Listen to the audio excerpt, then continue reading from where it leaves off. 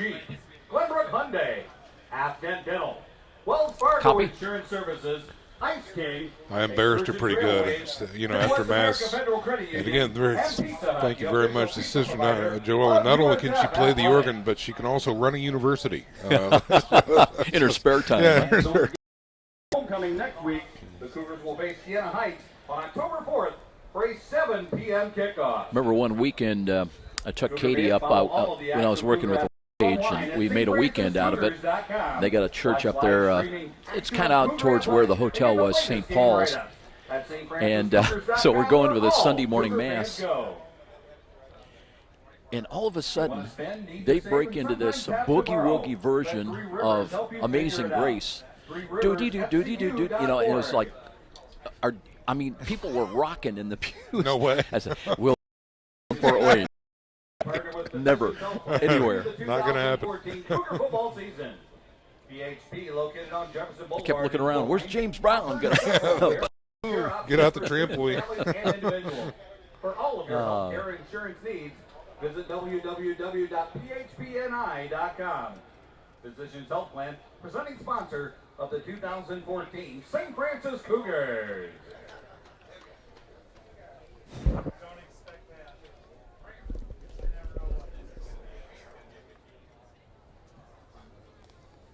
Fans, don't forget to visit the USF campus shop located underneath the stadium on game days and on the first floor of the Pope John Paul II building, just across the lake on the east side of USF's campus. Excursions Trailways is the official motor coach company of USF Athletics. Visit www.excursionstrailways.com for all of your transportation needs.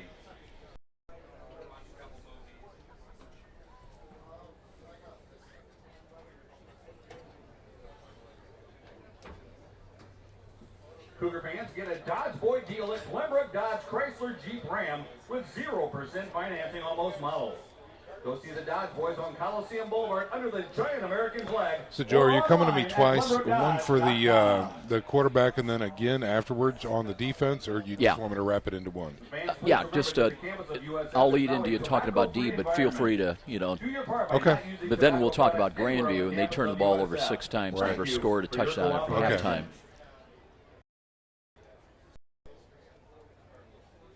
And like I said, one you might want to mention that they did give up 6 sacks.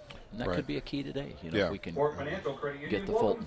All USF students, faculty, and staff. They can help Copy. you manage your money with their mobile Ready to banking, roll. online banking, Pop Money payment services to help you save time and money. We clearly need to travel with some Redeemer Radio TV. Yeah, when are those? We're going to swap those out. What's the status? Save time with Fort Financial Credit Union. My campus, probably got to take care of the Comrades first. Yeah, there's that. I mean, these aren't bad. I got no problem. No, but they look nice. But it'd be good to have the right numbers on them. Yeah, what's in a number?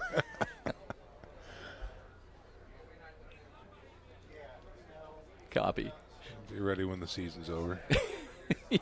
Just in time. Yeah.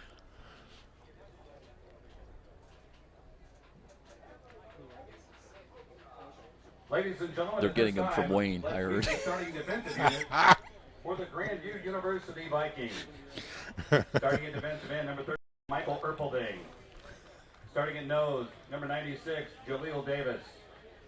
Starting at end, 94, Brandon Johnson. Copy. Starting at one linebacker, number 23, Deshaun Kaysen. At linebacker, number 33, Zach Hollier. Also at linebacker, number 43, Adam Wink. Also at linebacker, number 25, Alex Bartlett. Starting at one corner, number 14, Kenny Jones. Pivotal matchup here today at Darcy Stadium between 2 top 10 nationally ranked teams. University of St. Francis against Grandview University. Hi, everybody. Along with Sean McBride, I'm Joe Parson. USF ranked number 9 this week. Grandview number 8. Both teams 2-1. Cougars went on the road to Davenport, Iowa last Saturday. They knocked off St. Ambrose 27-13 behind the arm of freshman Nick Ferrer, who threw for 300 yards and 3 touchdowns in his starting debut. The Cougar D, Sean, also showed up big when it counted, including our school record 8 sacks. Yeah, they sure did. 8 sacks, 3 of them attributed to Zach Bruce last week, Joe. And also coming up big, really a game changer, of course, was Lucas Sparks. He had 2 of those sacks and 5 tackles for loss, and they're going to need those again today.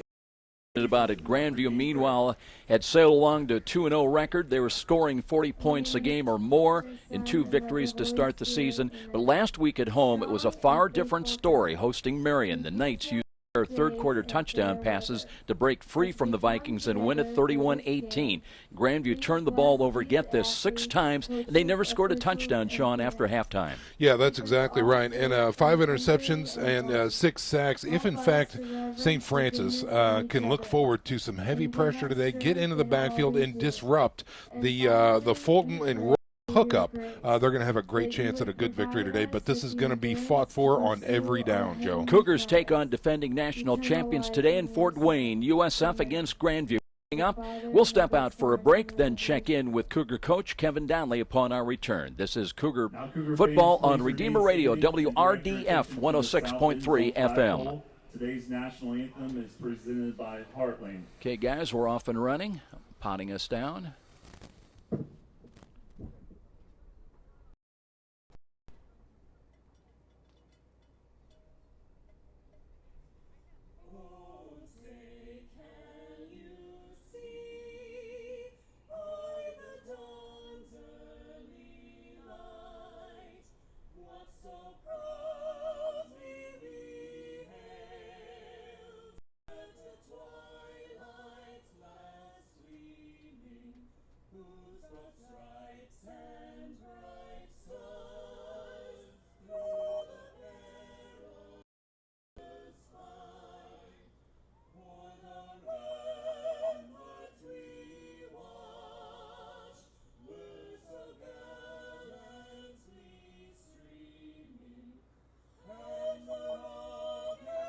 Just before kickoff, let's catch Kevin Donnelly here on the sidelines, getting ready for a big ball game here at home. And a big ball game last week, Coach, on the road in Davenport, Iowa against St. Ambrose. Always a tough customer for the Cougars. And, I thought offensively, Nick Ferrer and his start at quarterback did very well for you, 300 yards. And I was impressed with a lot of third and long conversions. And how about the defense? Zach Bruce with a lot of key sacks. Lucas Sparks with a couple of key sacks down the stretch. Record 8 sacks on the day. You had to be pleased, weren't you? I was, very much, Joe. Ambrose is a good football team. We've always had great battles with them. Always gone down to the wire, so you have great concern. Starting a true freshman at quarterback, but I thought he performed very well. I thought the offense rallied well around him. He's a very confident young man. Defense, I thought really stepped up and played well. First 3 series, 3 and out, and a pick. So that's a good way to start the day. Love to do that again. What is it about the Mid-States Football Association this year? Last week we had the Robert Morris upset of St. Xavier.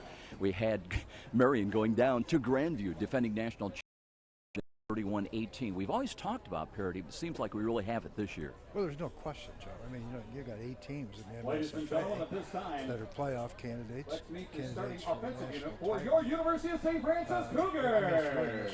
You don't have a week where you can afford to have an off day. Starting at wide receiver number 81, Akeem Kelsaw. We were the week before. Starting at left tackle, 64, Keegan Morris.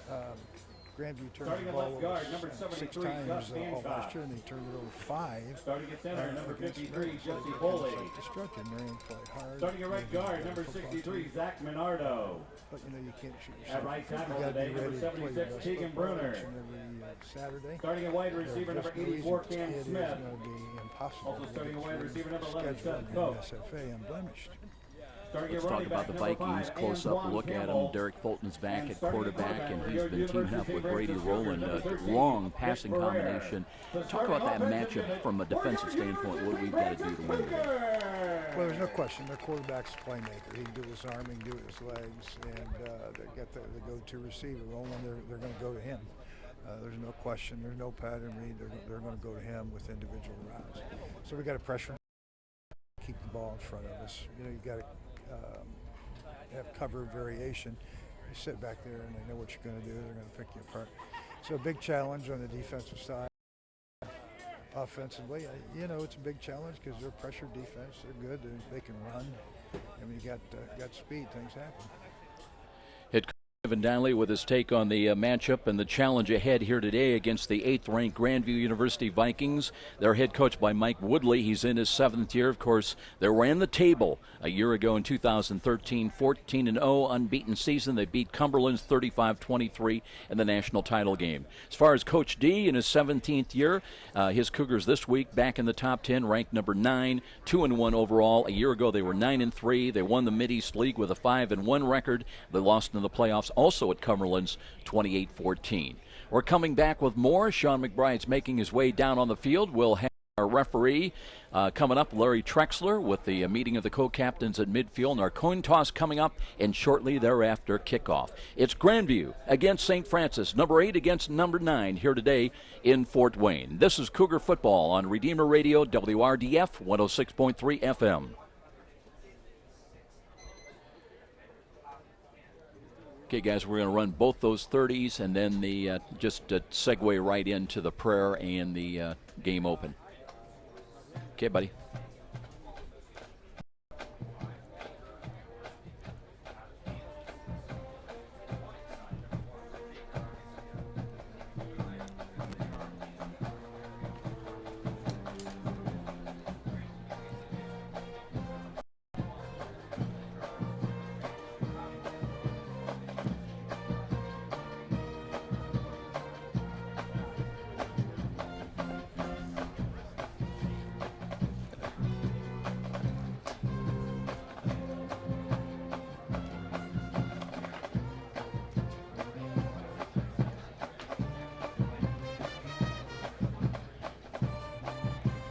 Joe, I'm live. I don't know if I'm on or not, so you might want to check that. You're good, my friend. Okay.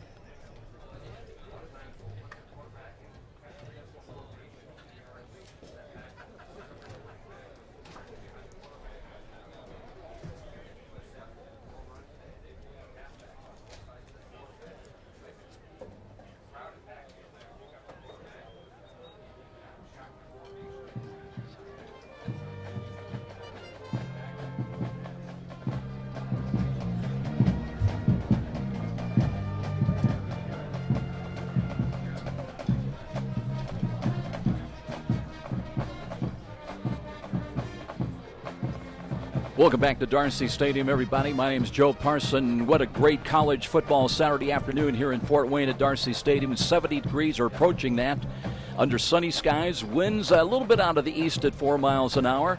Temperature expected to the upper 70s before we leave the air here this afternoon. Great day for college football and a lot of action elsewhere in the Mid-States Football Association. In the Mid-East League, USF Illinois is 3-0. They're at St. X. That's a big ball game, big matchup today. Robert Morris also 3-0. They are at Trinity International. Marian idle today after that big upset victory last week at Grandview. Concordia hosting St. Ambrose. At Siena Heights taking on Olivet Nazarene. Quick reminder, next week, Cougars starting a 2-game homestand today. They'll be back on homecoming weekend next Saturday afternoon on Saturday, October the 4th. That'll be a night game, so we'll be under the light stadium with a 7 o'clock kickoff against Siena Heights. Siena Heights comes into action this weekend. They are 0-2. A pregame next Saturday night at 6:45 p.m. on WRDF 106.3 FM. As far as the teams coming in, waiting for the teams to come out here at Darcy Stadium as we'll be having the coin toss, the meeting in midfield coming up shortly. But the big story for the Cougars last week, freshman Nick Ferrer, auspicious debut starting at quarterback, fired a pair of first quarter touchdown passes, one to Seth Coate, another to Matt Knoll, and getting USF out of the gate early and on the board to an early 14-0 lead in Davenport, Iowa last Saturday. The 14-point advantage would stand up as the Cougars won on the road 27-13. By the way, a quick footnote, the completions for Nick Ferrer, and wanted to check that once again. He had completed 28 of 51. The 28 completions sets a new school record for a freshman starting quarterback. Ladies and gentlemen, your University of St. Francis Cougars! So a good start for Ferrer. He is expected to get the start again here today at home.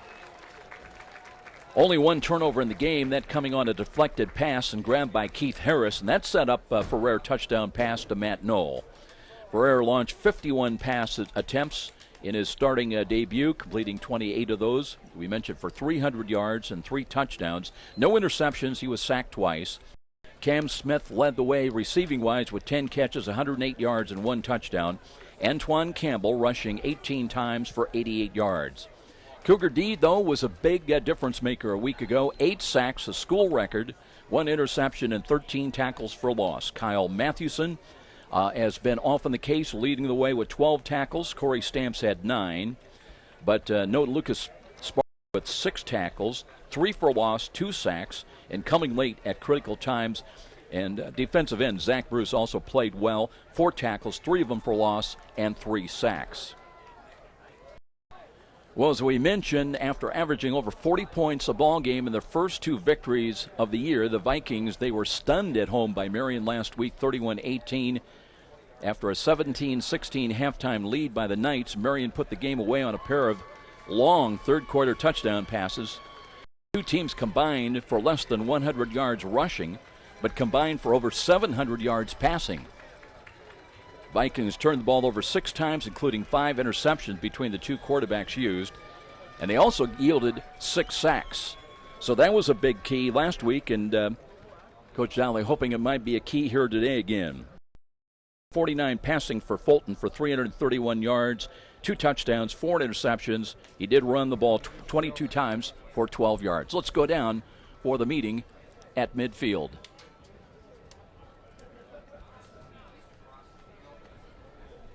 All right, Grandview, you're the visiting team. You're going to call the toss. It's a heads, tails. Heads, tails. What is your call? It calls heads. I got heads. It is a head. Run the toss. You want the ball? Which way you want to kick? You want to kick away? You want to kick to the board? Okay, slide on around.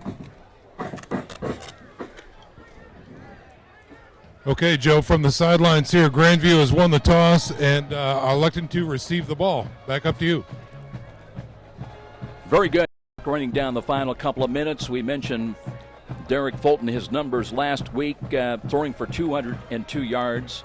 Brady Rowland, by the way, or I should say Brady Rowland with 7 catches leading the way, 202 receiving yards. He did score a couple of touchdowns, but they had 11 receivers with at least 1 catch, so they're not shy about moving the ball around, spreading it around. And if you're curious about the Viking defense, linebacker Adam Wink led the way with 11 tackles, 1 for loss. Marcus Benton had 3 tackles. He's a defensive end, and 2 of them for loss. He had a pair of sacks. Lance Lewis also with an interception, and they had 3 sacks as a team. That is the first home loss since back to, let's see, they had won 16 in a row going back to October 1st of 2011. So they lost back in long time ago. 17-9, that was a loss at St. Ambrose back on October 1st of 2011. So they do not lose many at home, but they lost last week. A year ago against the Cougars, the Vikings took command early. They won that ball game 23-7 as Grandview doubled up on the visiting Cougars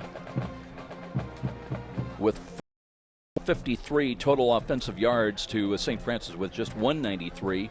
USF scored its only touchdown in the final 90 seconds to avoid the shutout loss. Remember, Dave Yoder came in late and got a touchdown pass to Stephen Espinoza in the final minutes of that ball game to salvage a little something. It rained all day from start to finish, just a very bleak day, and the outcome as well. Number 13, Deontay White. Here at Darcy Stadium, Jordan Cheatham. it was Grandview winning the toss. They want the football. So they're going to have two players back in kick return. Gatti White, who had 4 kickoff returns, had a long of 16 last week. A little bit of a crosswind out of the east, coming from Mirror Lake over to behind the stadium to our west. Here comes the kick. Kick, and this will go into the end zone, and they'll take a knee, and it'll come out to the 25-yard line. So the Vikings ready to go to work offensively with their first possession of the ball game. They'll move from right to left as we look at it. Derek Fulton's numbers: he's a 6'2 junior quarterback, 190 pounds. He's completed 61 of 113 through the air for 931 yards, 8 touchdowns, 4 interceptions. And get this, he's averaging 310 yards a game through the air. So they'll open up, and we'll see if it's Charles Badgett as the running back. He comes up and flanked to the left side. One back look, they'll give it off, and Badgett trying to test the middle of the Cougar defensive line. Got a yard, maybe a yard and a half. They'll mark him down up around the 27-yard line, a pickup of 2.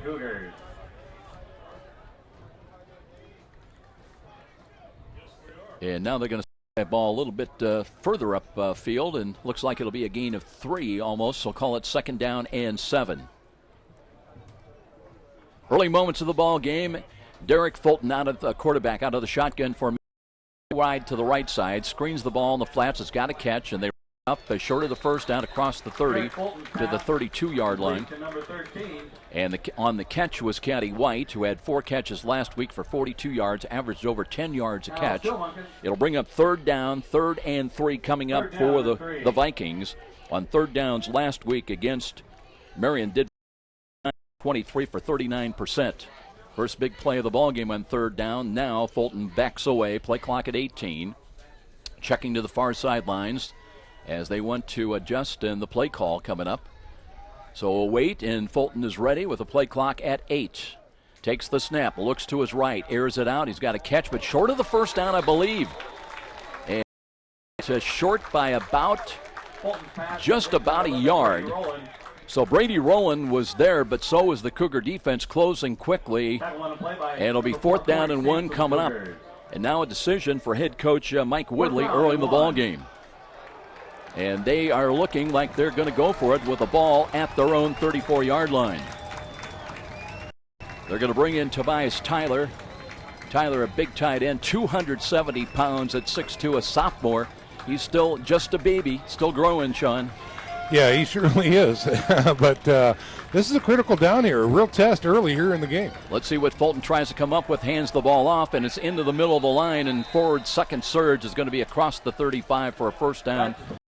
37. Yeah, a little blast. You know, if you can't get a yard to start the game like that, you're in big trouble. So Grandview converts on that 3rd down, and a fresh set coming up. Big offensive line. They average 284 a man tackle to tackle. Matt Cawley at center. Randy Brigham, Junior Anuma are the guards. Taylor Mitchell and Tyler Ahrens the tackle. Throw left side and dropped. A little bit behind Sirkovich, the split end, who had 1 catch for 8 yards. Certainly a catchable ball. He kind of left his feet, but probably one he should have had. Yeah, a little curl route from the slot to the left that time. Like I said, Joe, thrown a little bit behind him. Catchable, but not easy time. And so that burns it down. 2nd down and 10. Jordan Cheatham comes in. He's normally a running back, but they use him in a wide set pattern. 3 wide to the left, the wide side of the field. And Fulton, they reverse back now. That's Tobias Tyler, and he's used as a blocker to run up the middle.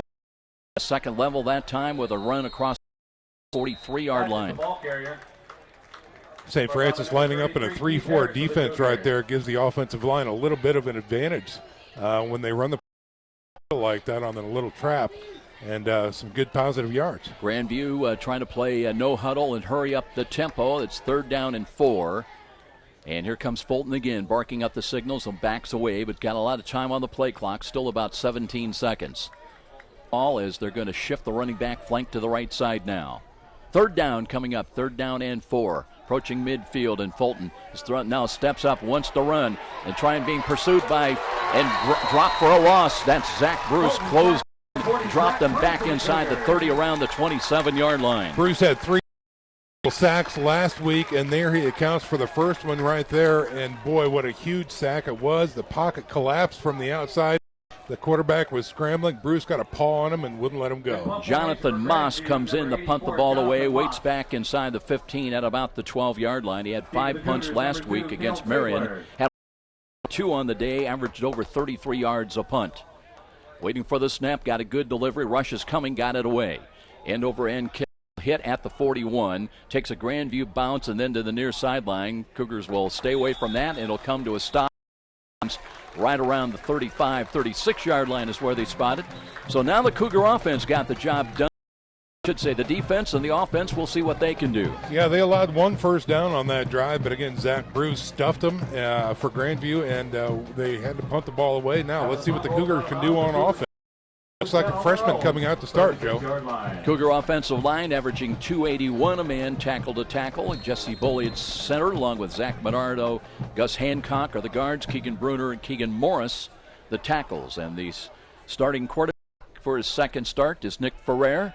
And looking near side, checks off, flush to the right side, got rid of it. Crossing patterns complete. Seth Stewart sliding the 40, and he'll pick up, but are they going to back to the 39? Let's see where they spot that ball. One official on the far side, and well, I didn't think they got a real good spot, but they mark it back around the 39-yard line. Fair doing a nice job throwing off his back foot. So a gain of 3. Now they'll run the ball with Antoine Campbell into the middle of the line, and he's up the midfield, plunging ahead. And a good run by Antoine Campbell. Remember, it was a year ago, Sean. He got injured early in the ball game with the ACL tear, and he was done for the year after his 3rd ball game. Doing a fine job on that run, moving the chains, another first down. Right at midfield, first 10. Ferrer out of the pistol with Campbell lined up behind. Drops to throw. Rush is coming. Now throws near sides. Wide open. Cam Smith, the 25. Spun around and dropped inside the 20 at the 18-yard line. And here come the Cougars now with their first possession of the ball game as they're inside the red zone. Smith doing a great job on that deep post, getting alone in space. There was a bubble around him of 3 to 4 yards. He was wide open, and a great job of the freshman connecting to him. Little movement at the defensive line. They'll run Campbell again, starts right and is dropped. Got penetration through the line of scrimmage that time, and coming up and making a big stop that time for the Grandview Vikings. That was number 31, Mike Orpelding, and he's one of the defensive ends. You talked about it, Joe. They went to a gap penetration scheme that with the front 3 for Grandview, and did a fine job between the offensive linemen, and that's a tackle for loss. Loss of 3, second down and 13. 2 wide to the left, that's the wide side of the field. Motion at the line of scrimmage, and everybody kind of looking around. Play clock still shows 13. No harm, no foul. Ferrer barking the signals, looks the throw to the right, got a catch. There's Knoll trying to get away from one. Now a cross move inside the 15 to the 10, and maybe another yard close to the 9. That's really going to mark it just inside the 10-yard line. You know, they were bringing the heat on the left side, the defense was, and Ferrer doing a fine job getting that ball out rather quickly to that side where the defensive end was not.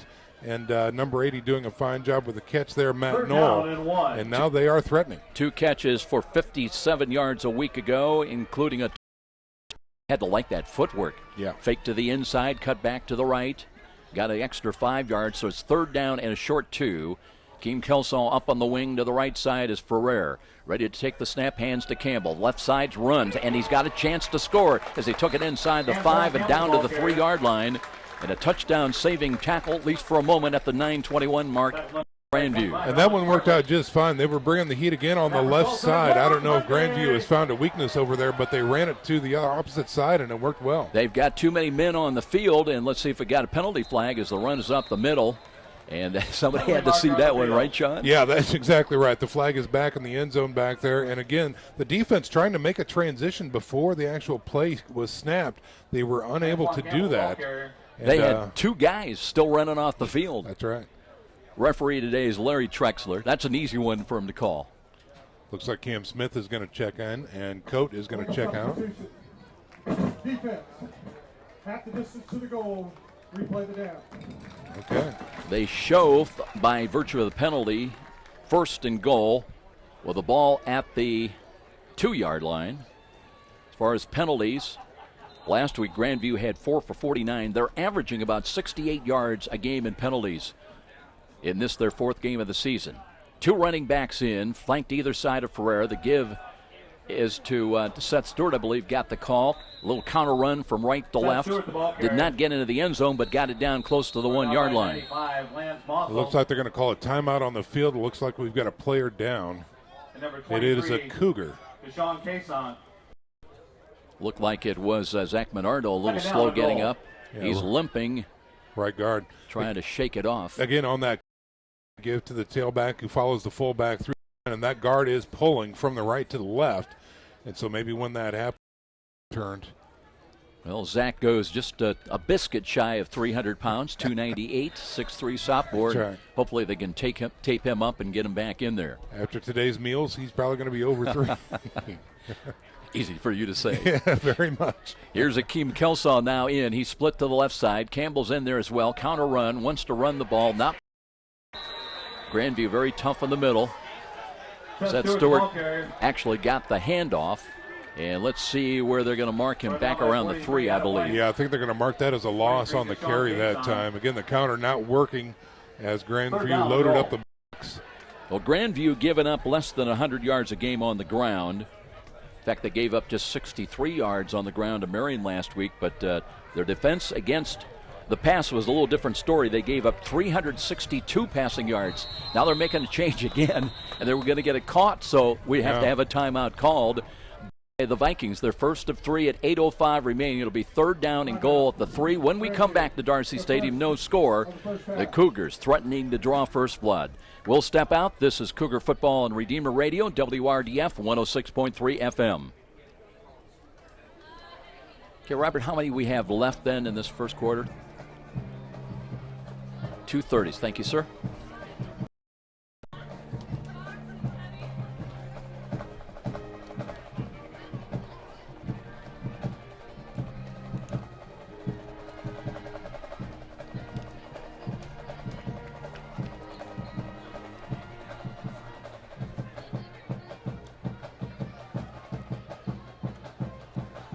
Back at Darcy Stadium with Sean McBride, I'm Joe Parson. Grandview won the toss, wanted the football, and things were moving along fairly well. They were approaching midfield until a Zach Bruce sack on Derek Fulton forced them to punt the ball away. Now the Cougars have got it 3rd down and goal from the 3 yard line. Getting ready now, Jason Nicodemus checks in at halfback in the Delta formation now. Antoine Campbell's the running back. Here's for wants to throw over the middle, and a catch is made. Let's see, no, he didn't get a foot inbound. Zach Gegner had the catch bobbled as he was along the end line. They rule it no catch, and it's 4th down. Yeah, unfortunately, Gegner, the 6'2", 261-pound sophomore, comes in from the tight end position and tries to go over top with the catch, bobbled and out of the back of the end zone. So it looks like St. Francis is going to try. Ryan Nix will attempt a short field goal of about 19 yards. He's 20 of 29 from 29 yardage, 2 for 2. 2 of 3 overall on the year from 19 yards to give the Cougars a 3-0 lead. Here's the snap. Good hold. Kick is long enough. On the way and good. So the Cougars manufacture points on the board. They take a 3-0 lead over the defending champions with 7:57 remaining in the opening quarter. We'll be back to Darcy Stadium. This is Cougar Football on Redeemer Radio, WRDF 106.3 FM.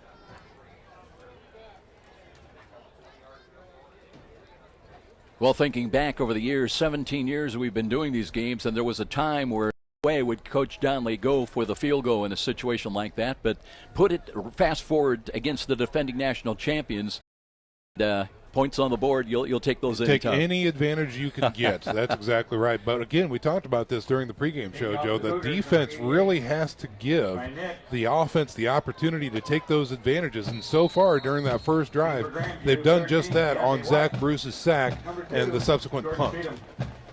Cheatham is back deep, along with Caddy White. White to the far side, and here comes the kick. County White will have it from the 2. Brings it out to the 10, to the 15. No, I'm not sure he got to the 15. Good stop downfield as the Cougars had good downfield pursuit. Spencer Coward on the tackle. Here comes Grandview on offense. Again, the first drive from scrimmage stalled on that Zach Bruce sack. Let's see if something going here. And again, looks like Joe Grandview on defense. A lot of confusion. Early timeout just to get their heads in the game. Let's see what they do here on offense.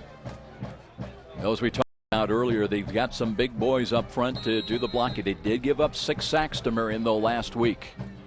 And here we go with Derek Fulton, his second series. His team trails here on the road at 3-0. Fulton with a running back flank to the right. They'll hand it off on a sweep and turning corner.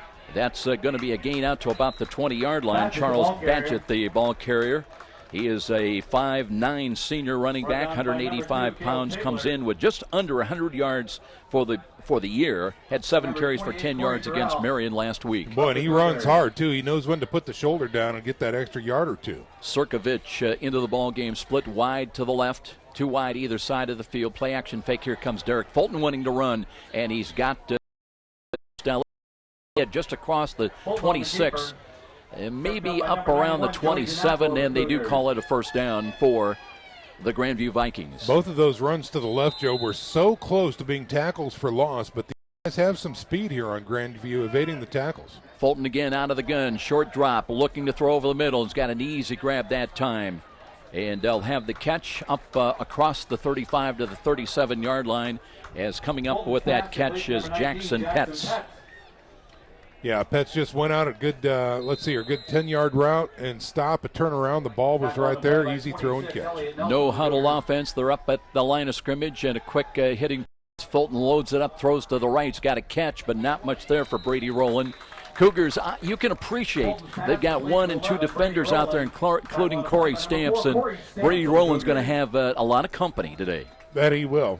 Exactly right, and it's interesting that they're going after Stamps. Again, he's doing a fine job out there on the corner all year for St. Francis. But I was interested with the route run. It was kind of a comeback pattern to the sideline. Here's Fulton over the middle, and he's got a diving attempt for it. Did they come up with a catch?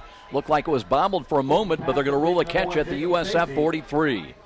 Yeah, number 1 coming up for it for Grandview that time, going horizontal to get it near the turf. And it is complete. Another first down. Jacob Stacy on the catch. Hurry up tempo once again. Fulton loading. Throws over the middle. It's got a drop ball back to Stacy. Kind of the same play. He was not allowed to get as deep, though, as the earlier catch. And that'll stop the clock with 6:30 remaining in the quarter. Yeah, so quickly the Grandview Vikings have found something in the seams past the defensive secondary. Again now, it looks like the St. Francis Cougars lining up in a 3-4. How about this? 4 wide to the left. Empty backfield now for Fulton. To make sure they got 7 men up at the line of scrimmage. Apparently they do. As Fulton's got a little motion now by Rowland and hands the ball off to him, looking for some running rooms. Not going to find it. Brought down here on the near side. Good defensive play. That was Carrington Thompson with the play. Yeah, that's exactly right. Great pursuit, taking the angles that time. They do the jet sweep to the left side, and it develops nothing. Actually loss on that play. Rowland is known more for his pass receiving, but he did have 1 rush last week for a couple of yards. Loses 1, 3rd down and 11. They've got to get to about the 33-yard line of St. Francis. Now backing away, empty set once again for Fulton, still with 16 on the play clock. 3 wide to the right, 2 wide to the left. Now the Vikings come to the set position. Fulton out of the gun. Short drop, looking to throw. Blitz is coming, but he escaped, then falls down. Did the knee hit? Apparently not. Stumbling to his and looking to run. He'll get to the 50, throws late and throws low, incomplete.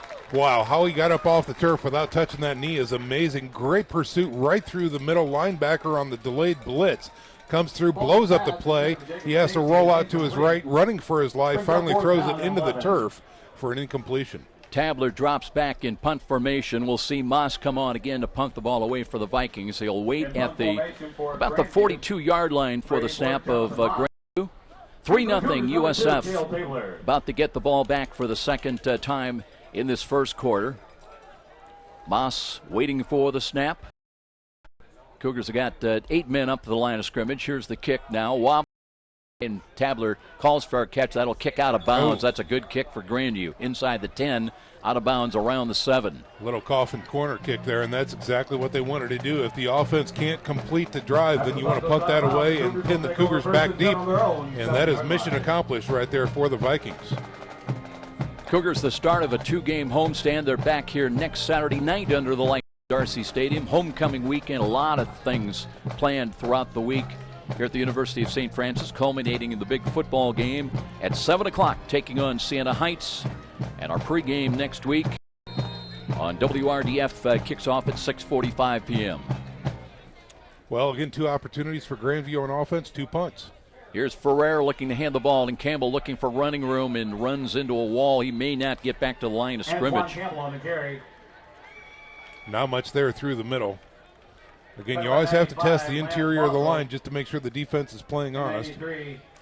Big Marcus Benton was there, one of the defensive linemen, 6'2", 240.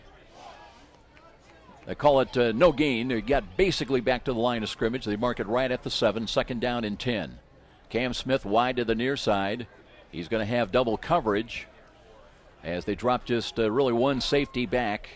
And Ferrer waiting for the snap at the Cougar 2. He's got it, dropped the end zone. Looking to throw, pump fake. Now throws as far as he can. Looking for Smith, and he just can't run out to it.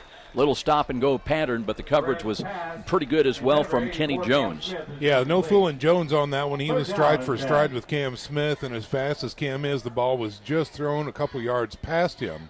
And that burns it down for the Cougars. Now they're looking at 3rd and long. Yeah, Matt Noel will come in from the near sidelines, brings the play in, and we're going to see Jason Nicodemus as well. Campbell checks out of there. Cougars have got to get up to their own 17 to pick up a new set of downs to work with. Now 2 safeties back for the Vikings defensively. Motion from right to left behind the line of scrimmage by Kelsaw. Here's a roll to the left by Ferrer, looking to throw in the middle and throws into traffic. That's a low throw. Well bracketed on that throw, trying to find Cody Appenzeller. It'll be 4th down, so the Cougars got a punt, and Grandview should come out of this with great field position. That they should. Appenzeller had 3 white jerseys around him. Ferrer did the good thing, honestly, by throwing that one too low, because if, in fact, he would have been on target, there was, again, 3 white jerseys that could have picked that one pretty easy. Josh Spitnail had a 48-yard kick last week, averaged about 39 yards. In 7 punts last week at St. Ambrose. He's a yard away from the end line. Jacob Stacy will line up in Cougar territory. No rush. The kick is away. Nice spiral. Driving ball. Stacy calls fair catch, and he'll handle it at the 46 of Grandview. So that's very good field position for the Vikings. Their 3rd possession of the game coming up. We have 4:43 remaining in the opening quarter, and still a 3-0 St. Francis lead. Spitnail, the standout from Snyder.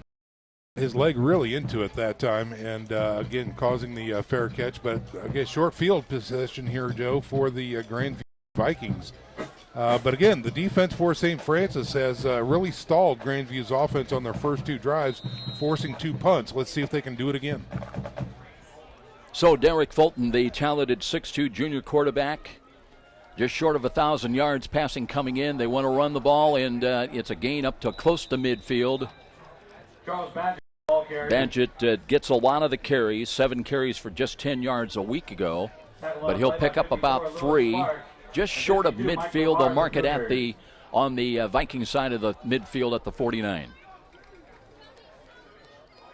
3 wide to the left side. Badgett now comes up, flanked to the right side of Derek. Shotgun formation. Fulton with the snap, wants to throw again. Looking, now throws it, and the ball dropped. Coming out of the backfield, they had Jordan Cheatham trying to come in that under area, but a little off target. Certainly a catchable ball, and now it's 3rd down and 6. Yeah, from the slot, he dragged across the middle there, and the ball was thrown behind him. He was wide open in the linebacker line that time, and if that ball would have been on target, there was nobody around him. So 3rd down, they've got to get to the 44 of USF on this snap. Here's Fulton again, drops to throw, looking, throws to the right. It's got a perfect and that's Brady Rowland behind the defense inside the 20, and he will score. Brady Rowland beat him with a quick slant pattern, That's going to be a touchdown pass of 51 yards, and just like that, the defending national champions are on the board, leading it 6-3. Well, we talked about Roland at the beginning and the hookup between their quarterback and Roland, and sure enough, they paid off in spades on that one. That was just a deep slant. He found some room throughout the defensive secondary from the slot, going through the middle, and the hookup scores 6. Fulton to Roland with the touchdown catch. And for Brady Rowland, that's his 6th touchdown catch of the year.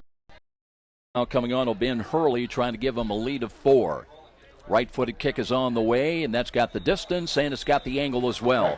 7-3, Grandview in the lead with 3:57 here in the opening quarter. We'll step out. This is Cougar Football on Redeemer Radio, WRDF 106.3 FM.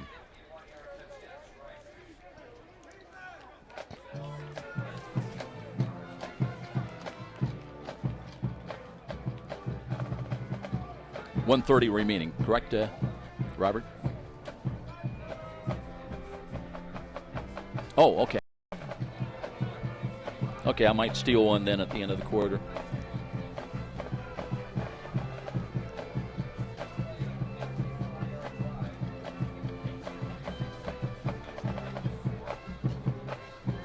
Grandview in the lead here at Darcy Stadium, 7-3. Big play, Derek. And that is a great combination. It's been so effective, even going back to last year with Brady Rowland. They connect for a 51-yard touchdown pass play. And Grandview never had the lead last week at home, but they lead it here on the road at 7-3. For Grandview, 16 Ben Hurley. Keep the Cougars. In kick return, Cody Appenzeller's back there. Looks like Aaron Harris as well for St. Francis. Beautiful sun-filled day here at Darcy Stadium. Right around 70 degrees at kickoff. It'll get into the mid-70s. Here's Appenzeller looking for it. Eyes it at the 3. Brings it left side to the 10, 15, 20. And across the 25 up to about the 26. So USF starting a little bit better than they did last possession. And we'll see Ferrer bringing the offense out and trying to get something going again. Seth Coate will come out. Let's see if Menardo's coming back out there. I believe he is. Cam Smith and Akeem Kelso to the right. Tight diamond bunched lineup. There's the receivers near side. And it'll be something smells good coming up from the stands. Here's a lofting pass to the left. Seth Coates got it. Knocked out of bounds quickly at the 44, but on the money, Ferrer led Seth Coate down the left sidelines perfectly. Just beautiful. Gets the ball, throws it right away, and hits Coate right in stride on the left side, and that's going to move it into much better field position out to the 45. Empty backfield now for Ferrer. 3 wide to the right, 2 wide to the left. Wants to throw again. Takes a look. Looking. Throws into a slot. And picked off at the 46 and a return. Grandview in business. And spun around and dropped at the 39-yard line. So the pick goes Nick Bush. That is going to be his 2nd interception of the year. And the interception will put Grandview in position now to expand on the lead. Yeah, truly unfortunate catch on the previous play. So you would think that, hey, we've got to look here at the passing game. Let's see if we can expand upon it. And the interception just shuts it right down. So the first turnover of the ball game, and now Grandview trots the offense back onto the field at 3:29 remaining in this opening quarter. Trying to create a little more distance. They lead at 7-3. Option run to the right. That's Ballantyne who comes in there now, and there's a penalty flag thrown as the angle to about the 36-yard line. Number 15, Dorian Ballantyne, the ball carrier. Ballantyne, a senior, 5'11", 190, reputed to be more the running quarterback than the. Well, in fact, he's just 1 for 4 in those passes attempted last week, and one of those was intercepted. Referee today is Larry Trexler, about to let us know. Chop block, legal block below the knees against Grandview. That'll be accepted by the Cougars. That's a big penalty right there. Takes them back across the midfield stripe into their own territory, Joe. They'll spot the ball now at the 46-yard line. We mentioned Grandview, despite the opening 2 wins and averaging over 40 points a ball game, for the This is their fourth game now. They're averaging about 68 yards a game in penalties. That was a major one there. It brings up first down, a run off tackle to the right side, and trying to step out of a tackle, and they do. And second effort into the second level, down inside the 45 to about the 42-yard line. Too many missed tackles against Ballantyne again in there on that designed run by the quarterback or on the right side. He shed 2 to 3 tackles there in the backfield and got a lot of room back on that gain. Yeah, it's got to be very frustrating because you can't reach at this level. Arm tackles just aren't going to cut it.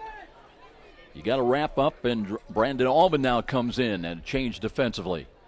So it's second down and 13. They got a lot of the penalty yardage back. Here is Fulton wanting to throw again. Time of the pocket disappears. Got a catch, and then a big hit, and the ball popped free. I think they're going to rule it a catch, though. Let's see. Officials will talk about it. Fulton got knocked down as well. Yeah, the throw that time to Jackson Petts, number 19, and he got absolutely popped as soon as he caught the ball, went down hard to the turf, and the ball squirted out. But they do call it a completed pass. Joey did not go in, but has been playing very well this year. 6 tackles this week, 1 for loss against St. Ambrose. Third down and a long 9 coming up for the Vikings. They've got to get to the 29 of St. Francis on this snap. Under 2 minutes time remaining opening quarter. 7.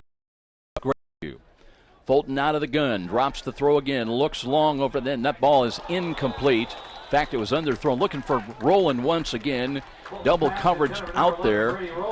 And the Cougars with a dive for the ball, but coming, and they're going to bring on Moss to punt the ball away again. Stamps came up short on the INT attempt right there. A ball not even really possible of being caught by the receiver. And that's going to bring up 4th and punt.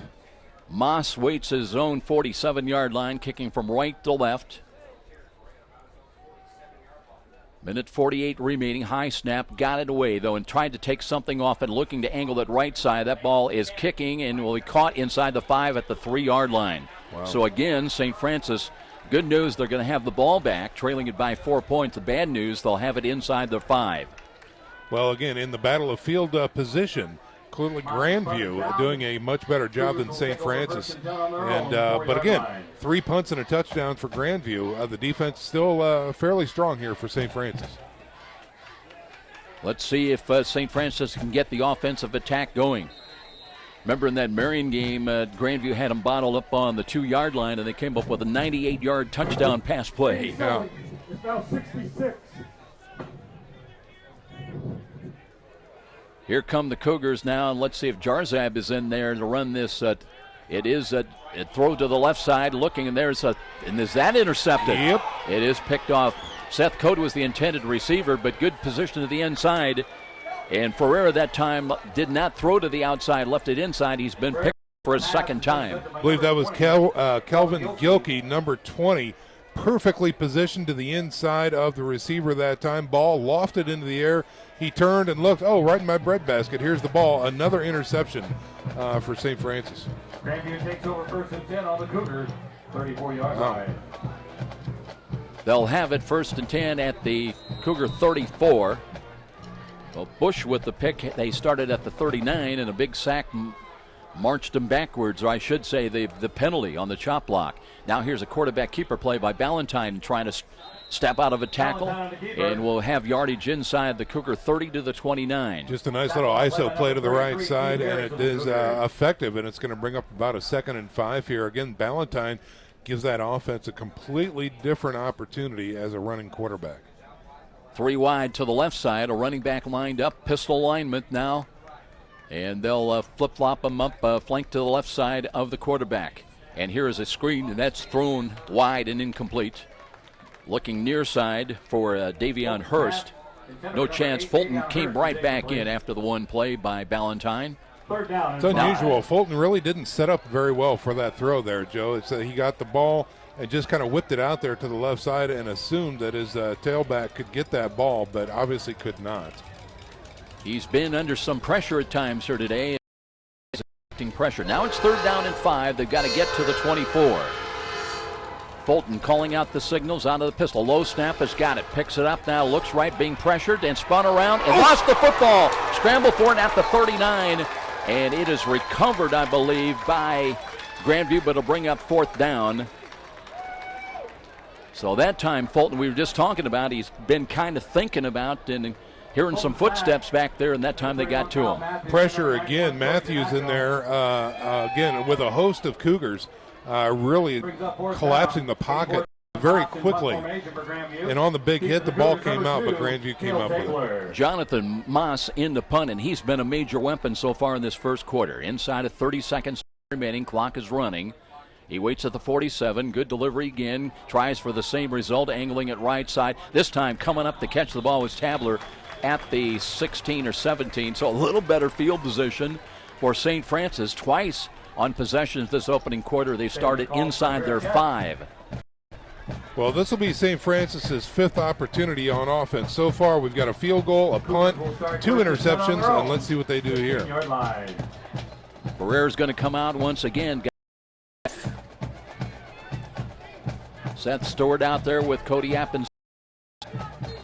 And Antoine open to find some running room against this very stout Viking defense. So Ferrer out of the pistol. Appenzellers up on the wing. Stretch handoff, and here is Campbell looking to find some running room. Does not find much. Maybe got to the, back to the 15. Going to lose actually a yard. And it reached the end of the opening quarter here. So after 1 at Darcy Stadium, defending champion Grandview's got a 7-3 lead on the 9th-ranked University of St. Francis Cougars. After 1, this is Cougar football on Redeemer Radio, WRDF 106.3 FM. Football toss. Our cheerleaders are going to be throwing out West American Federal Credit Union. If you get one of the balls signed by Coach Donnelly, come down here and see their cow. They'll have a prize for you.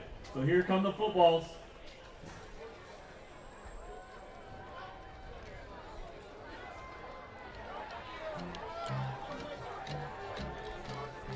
Thanks to Midwest American Federal Credit Union for all their support. Both units, offense and defense, on the field right now talking to their respective position coaches and trying to work some things out to Sean McBride. Well, yeah, Joe, and specifically for St. Francis, their offense has to find a rhythm. They've got to find some opportunities here. The run game has been shut down, so they tried the air, and unfortunately the last 2 drives have resulted in interceptions. And so let's see what they can come up with here as they swap sides of the field. It'll be 2nd down at 11, USF now. When they change ends, they'll be moving from right to left, but back on the 15-yard line is snap will come from Cam Smith in wide to the right side. And Nick Ferrer, been bitten twice on interceptions so far in this ball game. Looking, he rolls to the right side, taking a look, sets his feet, throws the ball, and there's Smith with the little comeback pattern. He's got a first down across the 25, out of bounds around the 27. Well, nice job that time by both the quarterback and the receiver. Again, they rolled the quarterback out to the right side to give him a few extra seconds to get that ball away. Cam Smith streaks down the right side, back towards the open end, and it is a throw and catch. And key, also Shawnee Ferrer was able to set his feet and really step into that throw. Now out of the pocket, looking. Now dumps it off and just aired that one away. That was a throwaway in the vicinity of Appenzeller. Nothing there. Good coverage downfield by the Vikings. Appenzeller was 8 feet tall. He could have caught that one. But he's not. No, he's not, yeah. Yeah, he goes 5'9", so he had very little chance on that one. 2nd down and 10. Cougars come up quickly to the line.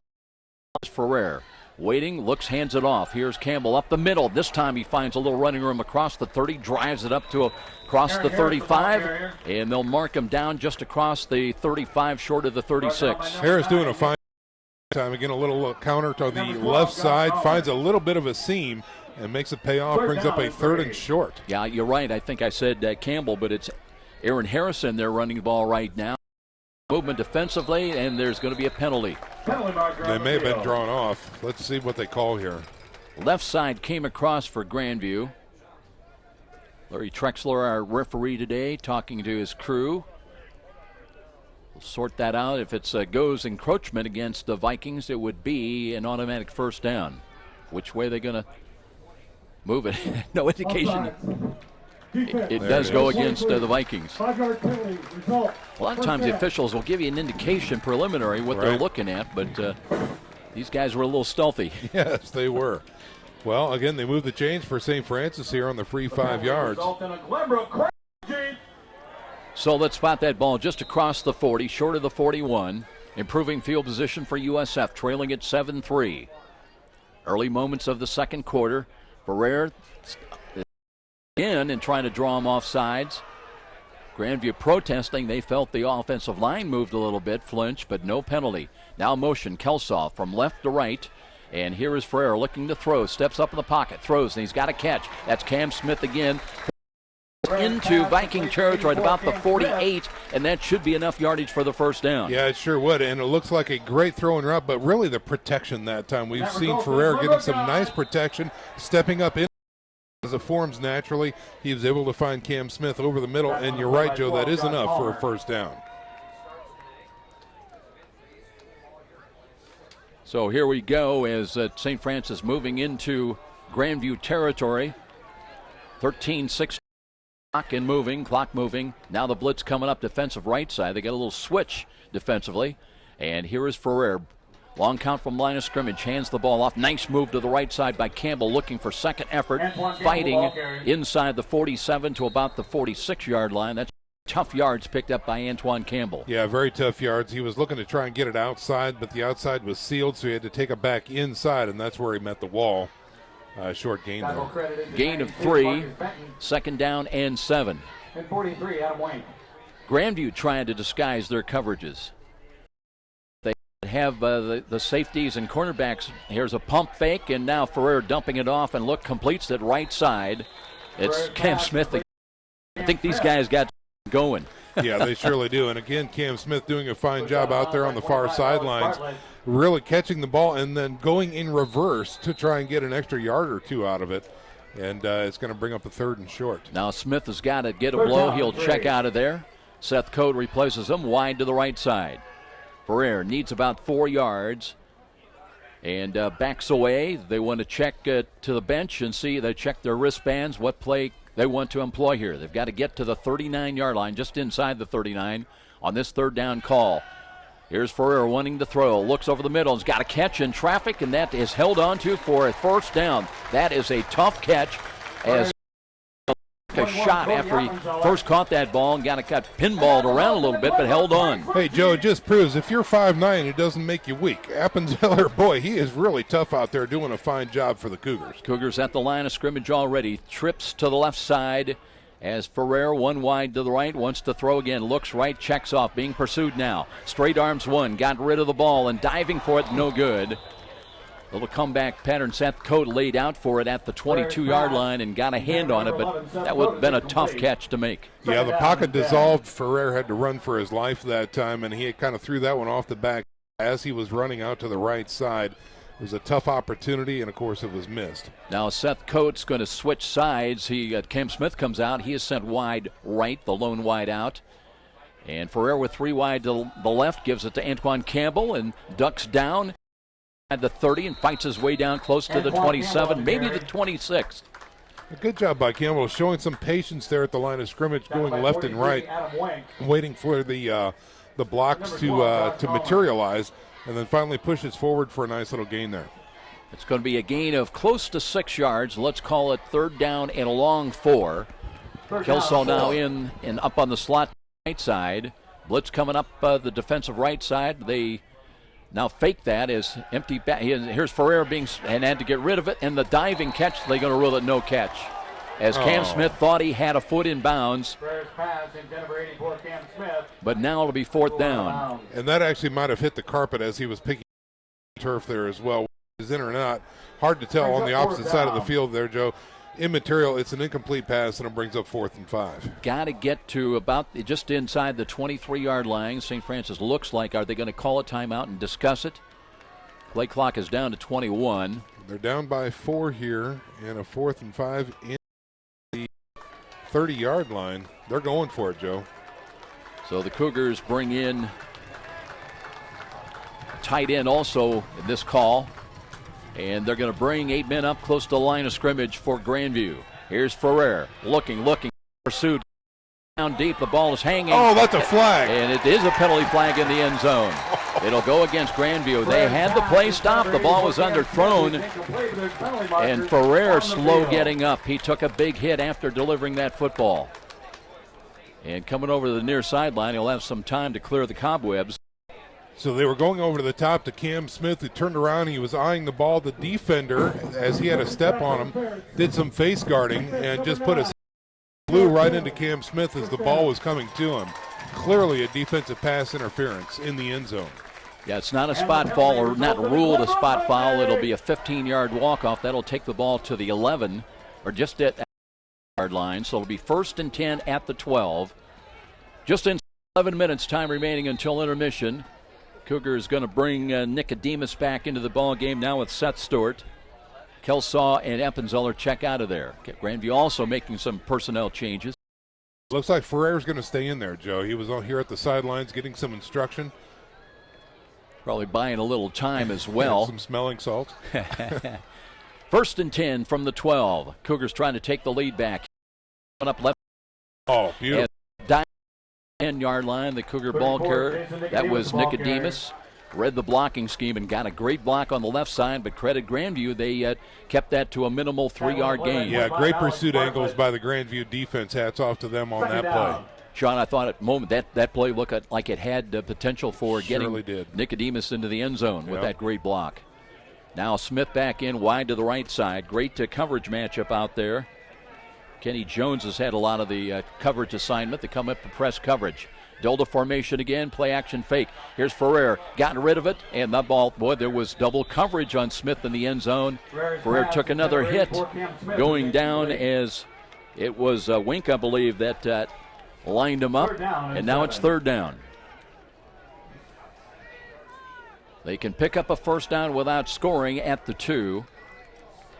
3rd down and 7. Coat comes in, whispers into the ear of Nick Ferrer. And now a late change. Okay, you got him with running off. Too bad he can't. Yeah, that's exactly right. Got a situations. A lot of shifting at the defensive line of scrimmage by the Vikings. Ferrer with the snap, looks left, throws left and wide and incomplete.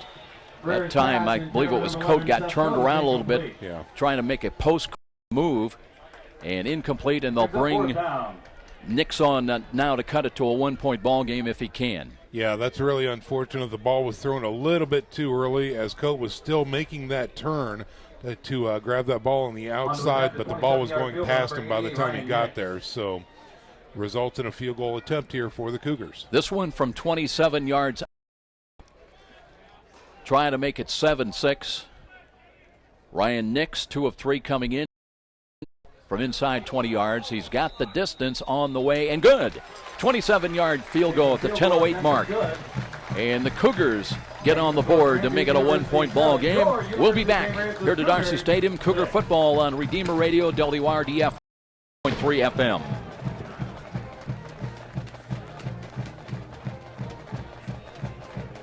How many remaining, Robert? 3 remaining. Gotcha.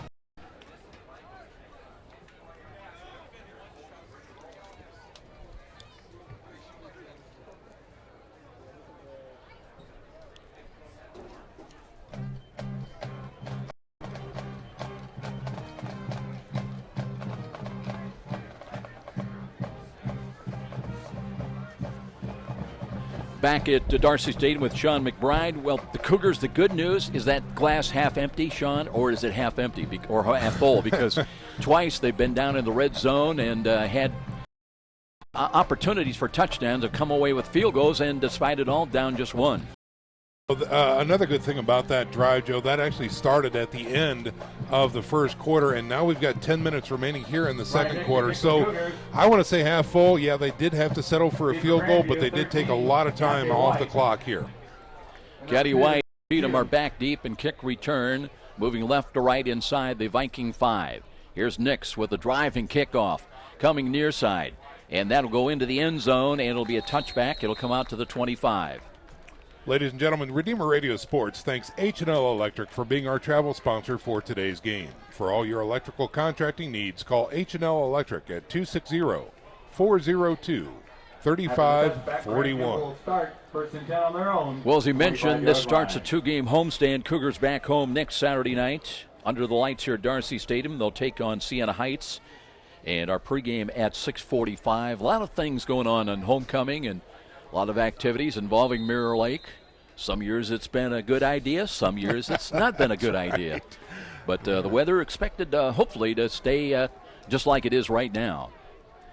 Here's a little protection now, and sweep coming up to the right side. They'll get across the 25, a gain of yards. Beat him on the carry that time. He had no yards gained. 27, Jamal Green, number That's a lot of work for 1 yard right there. And Cheatham took a big shot right there at the end of the play to stop the sweep on the right side. Second down and 9 for Grandview, moving left to right as we look at it. And here's Fulton out of the gun. Blitz is coming. Keith Harris can't find him, though. And Fulton rolling to the right will run, gets up across the 30 to the 31, I believe, is where he steps out of bounds, maybe the 32. Short of the first down. And it'll bring up third down and still about 4, maybe 5. Let's see where they spot that ball, just across the 30. Boy, you had to feel bad for Harris. He came in unabated to the quarterback on the left side there, had a clean shot to him. But Fulton, with those moves, was able to get out of the grasp and run for some positive yards. Empty backfield once again for Grandview, and Derek Fulton out of the shotgun formation, 3 wide to the left. Here comes Harris. They pick that up, a throw and drop ball. Right in and out of the bread basket. That time of Cheatham, and it'll bring up fourth. Head coach Mike Woodley is going to bring on Moss, who's done a very good job here today, to punt once again. He's been a busy guy. Well, again, the St. Francis defense hold on Grandview's 6th possession here, causing a punt. That's going to be 3 in a row for the Grandview offense, 3 punts in a row. 9:01 remaining until intermission. This matchup, teams here in Fort Wayne. Moss with the snap, kick is way high. Wobbly ball, Tabler calls fair catch and corrals it inside the 35 at about the 34. So decent field position for USF as they try to get things going once again and they had the lead early 3-0, and they trail it now by 1, trying to regain that lead. When we look at the first quarter stats here, Joe, pretty even down the line. When it comes to at the end of the first quarter, the score was 7-3. First downs, Grandview 5, St. Francis had 4 rushes, 11 for Grandview for 14 yards, 7 rushes for 12 yards. Total offense in the first quarter, Grandview 106 yards, St. Francis 78. Ferrer with Campbell back in the ball game, lined up behind him now, starting this series. Here's a quick out pattern on the screen. They've got Kelsaw on the catch, and then he is chopped down short of the 40 at the 30-yard line. That'll be a gain of about 3 or 4. 4-yard pickup, let's call it. And the clock moves. I believe that's Akeem's first catch of the game so far. Nice little screen, safe play. Cam Smith checks out of the ball game. I believe that's Monte McDowell that's checked in wide right, but they'll run the ball with Campbell, trying to cut it up to the middle, fights his way to the 40, just across the 40. So they've run the ball, well, a pass, and then the run by Campbell just across the 40 to the 41. They need down call coming up and needing a long 3. Now player substitutions once again. McDowell leaves the game. Back in comes Cam Smith. And let's see if he's the choice of Nick Ferrer. A little jockeying defensively at the line of scrimmage. The Vikings. Linebackers trying to get set up. They've got a 4-3 alignment defensively now for Grandview. Ferrer might be audibilizing. Play clock is at 8. He's got the snap. Looking. Still time in the pocket. Flush to the right. Had the throw off balance and got rid of it. Threw it away that time, looking for Cam Smith. Difficult delivery. Now what do you do with 7:40 remaining? They're going to punt the ball. Yeah, unfortunately the ball is still in the St. Francis territory. It is at the 41-yard line. That still doesn't give the coaching staff a warm fuzzy to go for it here on 4th and a long 3. And kudos to the Grandview defensive backs right there. That was clearly a coverage play that resulted in an incomplete pass. Got to be careful now. Stacy back at the 20. He's got 1 punt last week for 47 yards return against Marian. High, wobbly, sky-high punt. Stacy calls fair catch and does have it at the 11. So a good job by Josh Spitnail. That one was boomed a mile high. allowed the coverage unit to get down there. Stacy, no choice but to call fair catch. And now you need your defense to step up with 7:34. Cougars have had 2 turnovers today. Grandview has fumbled, but they got that one back earlier. Now it'll be 1st and 10 from the 12-yard line.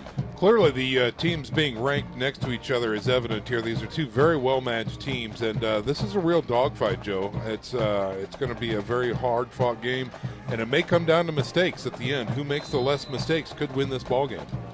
Cougars show 2 safeties back. Elliot Nelson back there along with Tabler, and here we go. Fulton out of the shotgun, short drop, wanting the throws, and being pursued. He got away from him again.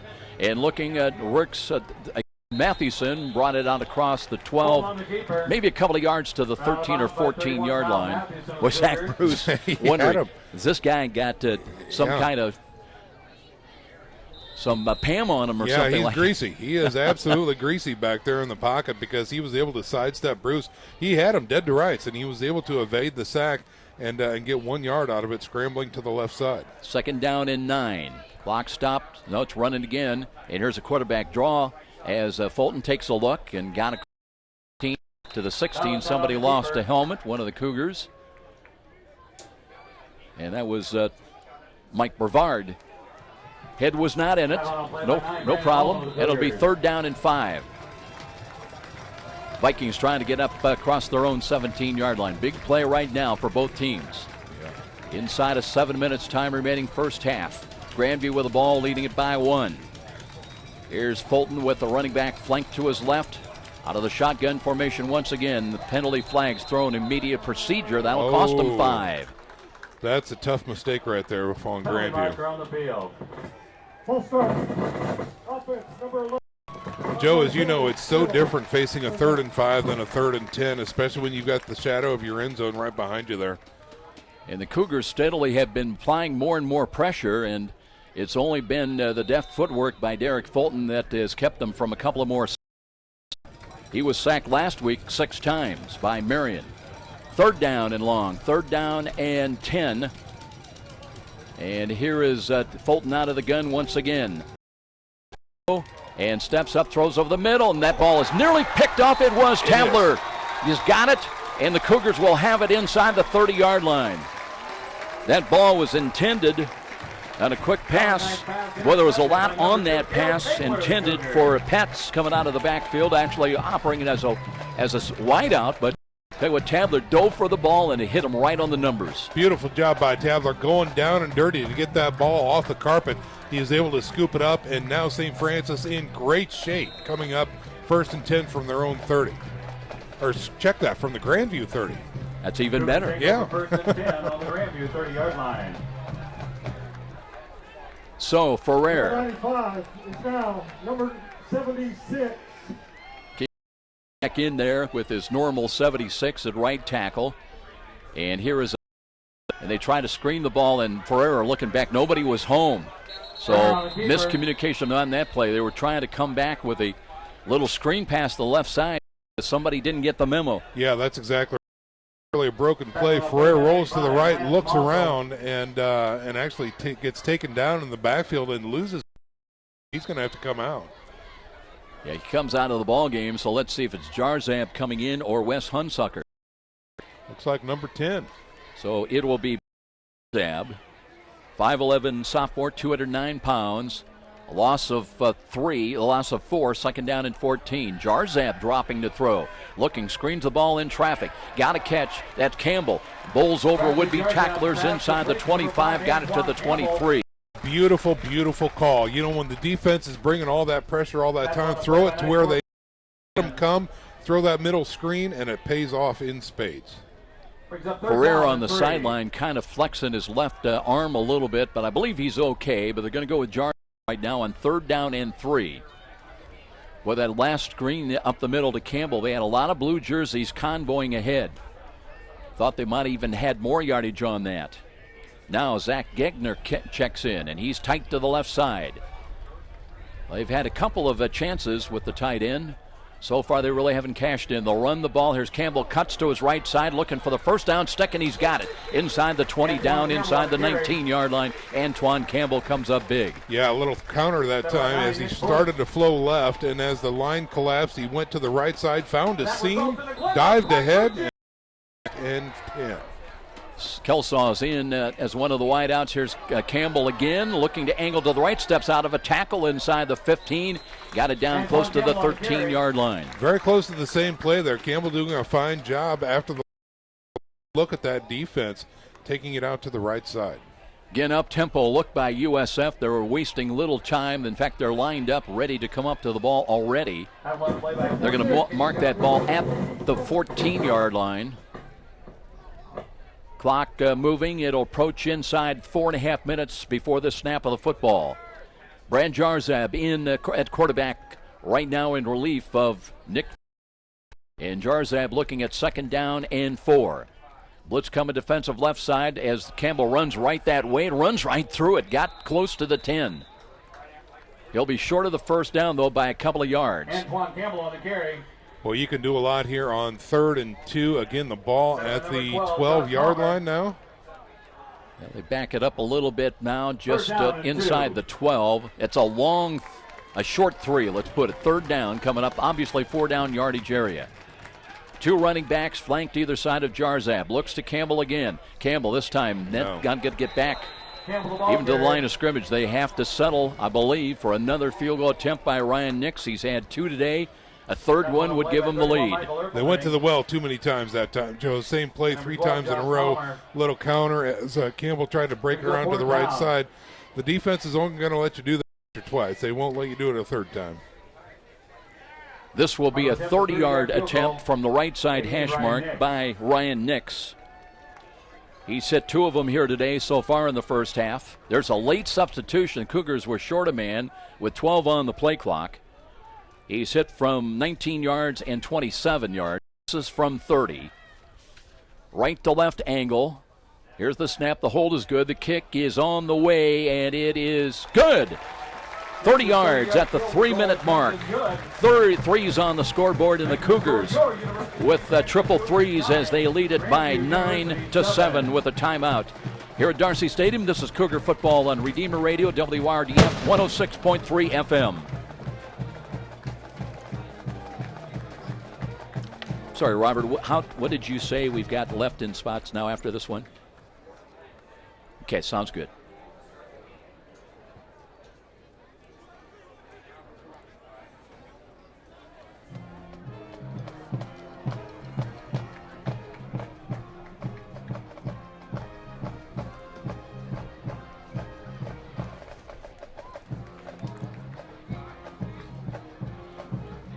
With John McBride, Joe Parson back at Darcy Stadium. Well, good news for the Cougars.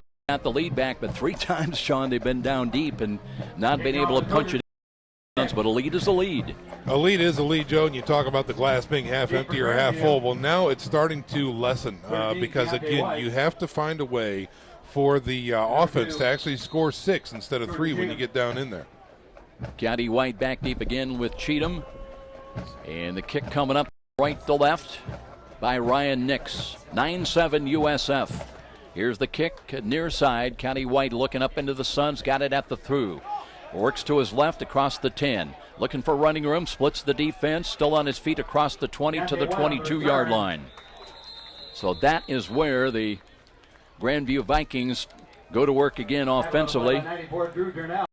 Donnell made the tackle and paid a price. He comes up limping coming off to the near sidelines.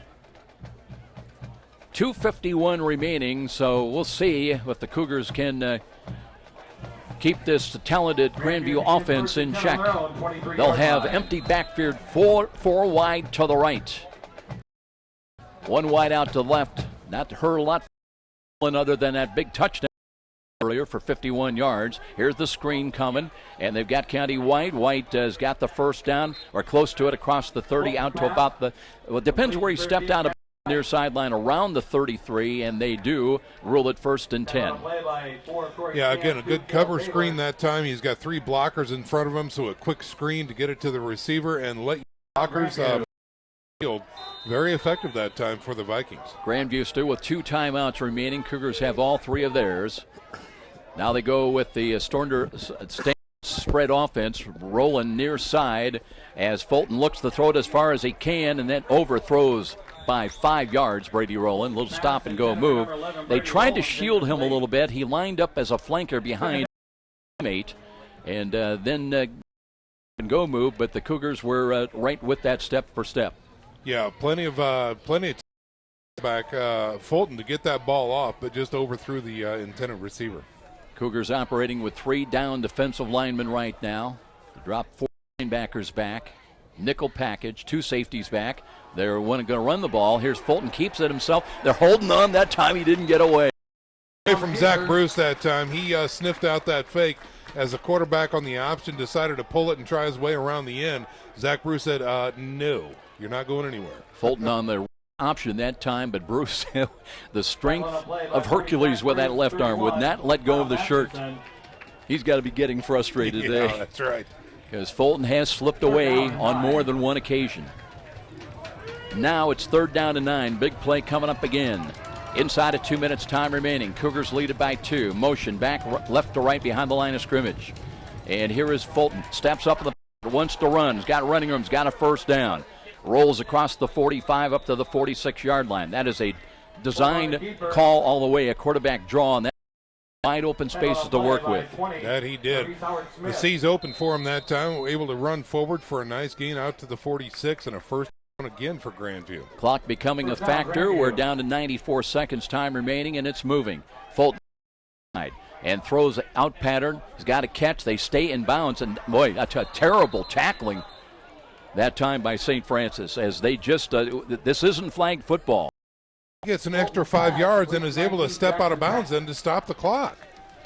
You're absolutely right, Joe. That was very poor execution by the Cougar defense. That was Petz on the catch, and USF just ignored him. So a gain of 9, 2nd down and 1, with 1:25 remaining. Fulton checking Cougar defense now out of the gun. He's got a protector to his right.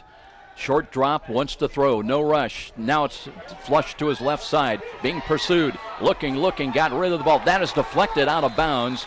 Good pursuit that time, as it was Spencer Coward that came in and applied the pressure on Derek Fulton. Coward doing a nice job staying right with the quarterback as he's scrambling for his life, looking downfield to try and get that ball away. He finally launches it, but he's able to get his hands up and knock it out of bounds. Spencer Coward doesn't get a lot of snaps, but that was a key one right there, and that's a good way to earn you a little more playing time. That's exactly right. He was right at the get-go on the pursuit of Derek Fulton. Now they come empty backfield once again. 3 wide to the left, the wide side of the field. Fulton from the right side hash mark, low snap and the penalty flag, and here's a ball that's nearly picked off. Cougars jumped the route. I believe that was Stamps. Tabler, he's had one pick already today. But there was a free play because the penalty was against St. Francis. Yeah, Tabler jumped the route that time, and he was right there, and it sailed right through his fingertips. But like I said, it's all for naught, Joe. Cougars encroachment. Penalty call goes against them, so that is an automatic first down. It was 3rd and 1. So new life on downs with the ball now at the USF 39-yard line. This high-powered offense for Grandview, 1 minute and 12 seconds left on the clock. Anything can happen here now that they're in Cougar territory. If you're looking ahead, Hurley 4 out of 5 on field goals, a long of 32 on the air. Low snap out of the empty backfield. Fulton throws over the middle, wide open grab. Brady rolling, and they gave some ground. Let's see. And he gave ground, and they're still going to mark it at the 32, and I don't understand that mark. No, absolutely. As he was running across the field looking to get back forward, he ran backwards 2 yards, but they give him forward progression. We'll keep it right here. We've got a timeout on the field with 1:02 remaining, so that is called by the Vikings. I believe they've got 1 left. They haven't put that up yet on the board, so it's marked at the 31. But again, Rowland gave ground on his own. He was not being pushed back, at least not initially, but they gave him the spot of the catch at the 31. 7 yards. And Joe, so far right now, the Cougars with 3 field goals today, that has tied a school record held by Emerson Eber as well as Reese Barnes. for the Cougars. So if in fact they do another field goal and it is good today, that will break a school record for field goals per game. There was, if you suggested a field goal to him, he'd say, what do you get? You get 3 points for that? We don't do field goals here. Yeah. You're speaking a foreign language to him. It's like leather helmets, right? Yeah, that's right. Second down, so a lot of options for Derek Fulton now. And he has already launched a ton of passes already in the first half. He put up 49 last week in the loss against Marian. And he may have more than that attempted once this day is done. 1:02 remaining. And still a lot of time. And we've not marked the ball ready as of yet. That is a long timeout. Sure is. One remaining for Grandview. 2 wide to the right side for Fulton. Cougars show blitz for a moment. And now they'll back off as here's Fulton giving ground, and they've got him sacked. And there was Joey Donaco there to knock him down. Outside. Big play by St. Francis. Doesn't get much bigger than that. Joe Donaco coming in hard off the DN position, blew it up in the backfield. He didn't stand a chance, and they have to burn another timeout. So there's a timeout. We'll keep things right here. 54.9 remaining here until intermission. 3rd down and 12. Cougars holding on to that tenuous 9-7 lead. They took a 3-0 lead early. Then it was a big play for the Vikings that got them into the lead, and Cougars have played catch-up, and they've ridden on the foot of a pair of Nick's field goals, 27 yards at the 10:08 mark, and then capitalizing on an interception by Cale Tabler at the 30-yard line of the Vikings, and that paid off on a 30-yard field goal by Nix to give them the lead back. Next week under the lights, next Saturday night. Hope you can come out and enjoy. That's always a special occasion. And it's homecoming, which makes it even better. I love it too much. 7 it's o'clock fantastic. kickoff. Yeah. Nothing like Bishop Darcy Stadium under the lights here. Vikings now would have to get the ball inside the 30, just inside the 30 to convert. They've got 3rd and 12 coming up at the USF 41. Here we go. 54.9 seconds remaining until intermission. Fulton out of the gun. Blitz coming up the middle. Steps up. He's got running room. Looking to cut and spun around. Will he get the just short of the first down stick outside the 30 at the 31? Hold on to keeper. That's 4th down coming up. This would be about a 47, 48-yard field goal, and they're not going to. Yeah, I think on 4th down. Number 9, Brandon Ullman. Now what the USF calls timeout. So 34.9 seconds remaining. It's 4th down and 2. Boy, Grandview was up to the line of scrimmage and ready to run a play, trying to get just inside the Cougar 30-yard line. Well, 2 schools of thought there. You hate to see Grandview get the time to think about it, but you want to make sure also the other school of thought is you want to make sure you got your defense set. Well, and that's the point. You're exactly right. Call it potato, I call it potato. It could go either way. That let them try and run their hurry-up offense with no timeouts left on 4th and 2. Roll the dice and hope that the defense holds. And again, conversely, let's not take that. Let's take some time, make sure we are set and we are very confident in our ability here on defense to stop this. Got to get some pressure on Derek Fulton. Yeah, had some success with quarterback draw. Zach Bruce, Joey Donaco most recently. Keith Harris has had a couple of shots. But yeah, you're right, Sean. Got to watch that quarterback draw. They do have the running back Badgett in there, I believe it is. Lined up. Now he comes flanked to the right side of Derek Fulton. They need a couple of yards. 34.9 seconds. Quarterback draw coming up, and they got it. Just waited for the blocking scheme as making the stop was Jason Gardner, but too little too late. Clock does stop as they move the chains, and they're up to the line of scrimmage ready to run a play. It's a spiked ball by Derek Fulton. That stops the clock with 27.6 seconds to play here in the first half. Yeah, that quarterback draw to get them the first down. Again, quarterback really not even rushing through the line. He waited and was very patient, allowing the line to find him a seam, and he found it pretty easily there, fell forward for the first down. 2nd down and 10.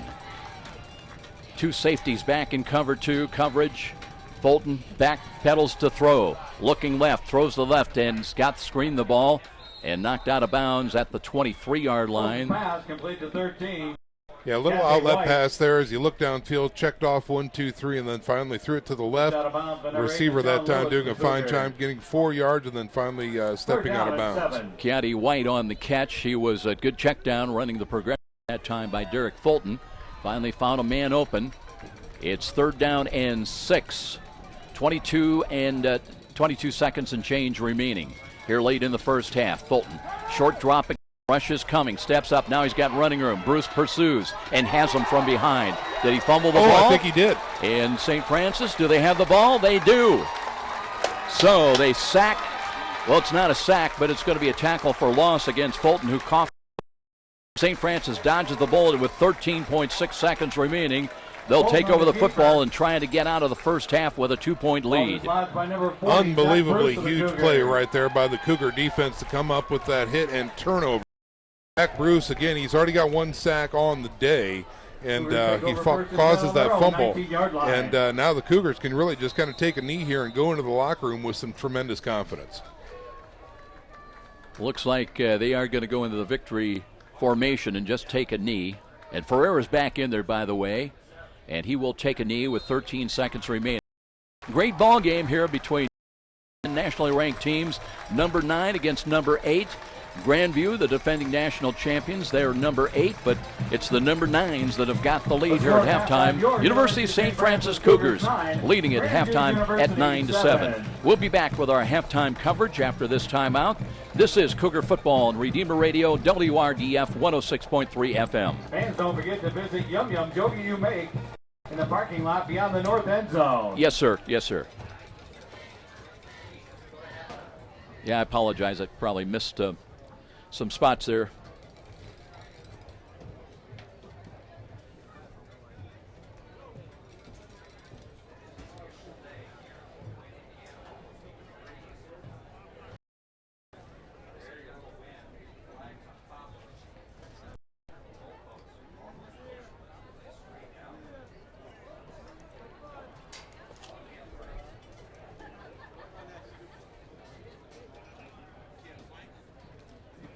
Is this Luke Amstutz here? I think so.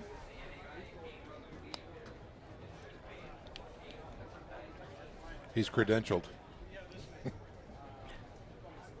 Cougar fans, please join me in recognizing Wes Davenport for all of the. Okay, you're going to run the 30s now. Next break, run a 60. Wes was quite the athlete himself, earning a silver medal in the 200-meter dash at the 1983 International Special Olympics.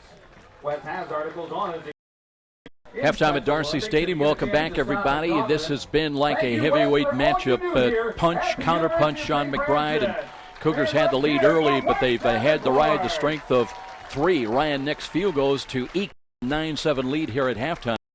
It's been kind of a game of turnovers in a sense as well. Yeah, it sure has, Joe. When you look at the last 2 possessions for Grandview, an interception and a fumble, again, they were very close on that last possession to punching one in right before the halftime break here, which would have been a huge momentum booster for Granville, but unfortunately they were denied. If you're a Vikings fan, St. Francis defense once again coming up big to stuff that drive. So we said it's been a little case of is the glass half full or half empty for St. Francis. They've been down deep several times, 3 times, had to settle for field goals, but they have cashed in on points. And the first one started at the 7:57 mark as it was a Nix field goal from 19 yards out. Remember that Grandview won the toss, one of the forward driving, but much like we saw last week, we've seen at times key defensive plays, either a sack or a tackle for loss, when it really counted, and that's been kind of the case here today. That's exactly right. We've seen a lot of 3rd and 5, 3rd and 2, 3rd and short coming Grandville off of a 2nd or 3rd first down, and then all of a sudden he's caught in the backfield or an incompletion results in in Grandview having to punt. So again, when the defense had to be there, they have been for St. Francis and have really kept them in the game, because again, it has to be disappointing on some type of level, Joe, when you have to drive down inside the red zone and settle for a field goal. But I'm sure Coach Donnelly would think, hey, we're on top, we're right in this game, and we go in taking on the reigning national champions, and we're ahead at halftime. That's a good feeling. That's always a good day so far after the first 30 minutes. Right. And we're at halftime right now. As we mentioned, St. Francis had the 3-0 lead. That was wide at the 3:57 mark. And we had, of course, we saw him last year. Derek Fulton, to combination so effective. They linked up last week, despite the loss a couple of times against Marian with long. Saw one here today, a 51-yard touchdown pass play. Fulton right on the numbers. Rowland never had to break stride and just legged it into the end zone. And Hurley with the extra point to make it 7-3, their first lead of the ball game against St. Francis. Cougars, as we mentioned, kind of a game of turnovers because twice Nick Ferrer was intercepted. Once by Bush. They took over at the 39-yard line. Did not get any damage out of it. Did not get points on the board. Then a second time, Gilkey with an interception. They took over at the Cougar 34. Again, St. Francis dodging a bullet, turned them away with no points on the board. And finally, Nix was called upon again early in the second quarter at the 10:08 mark. He knocked one through from 27 yards out. So the plot thickened as USF closed within one at 7-6. And then the interception's been going, it started turning USF ways. At a diving interception at the View 30 by Tabler, and they were able to turn that into a 30-yard field goal by Nix to give them the lead at 9-7. And then it went a look, as Sean mentioned, for the Vikings were on the move, but a scramble play for Derek Fulton. He coughed the ball up, and the Cougars took over at their own 19-yard line. That's where we are right now in this 9-7 lead at halftime. We're going to pause for this 1-minute timeout. We'll be back with more of our halftime coverage. Don't forget, come, as Sean will be down checking in with Coach Donnelly as well when we continue with our halftime coverage here at Darcy Stadium. This is Cougar Football on Redeemer Radio, WRDF 106.3 FM. Probably one of those live reads for sure. Yeah. Did we get one in the first in the pregame? Okay. Oh, in the pregame? No, I don't think Not we a did problem. the pregame. Yeah. Thank you. Then you Yeah. can transition right into the looking at the I'll numbers. just take over. We're running a 30 here or 60? 60. Okay. And Robert, what did you say we have left?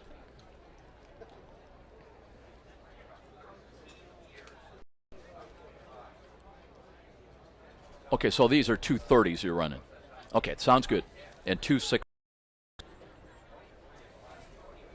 Sounds peachy.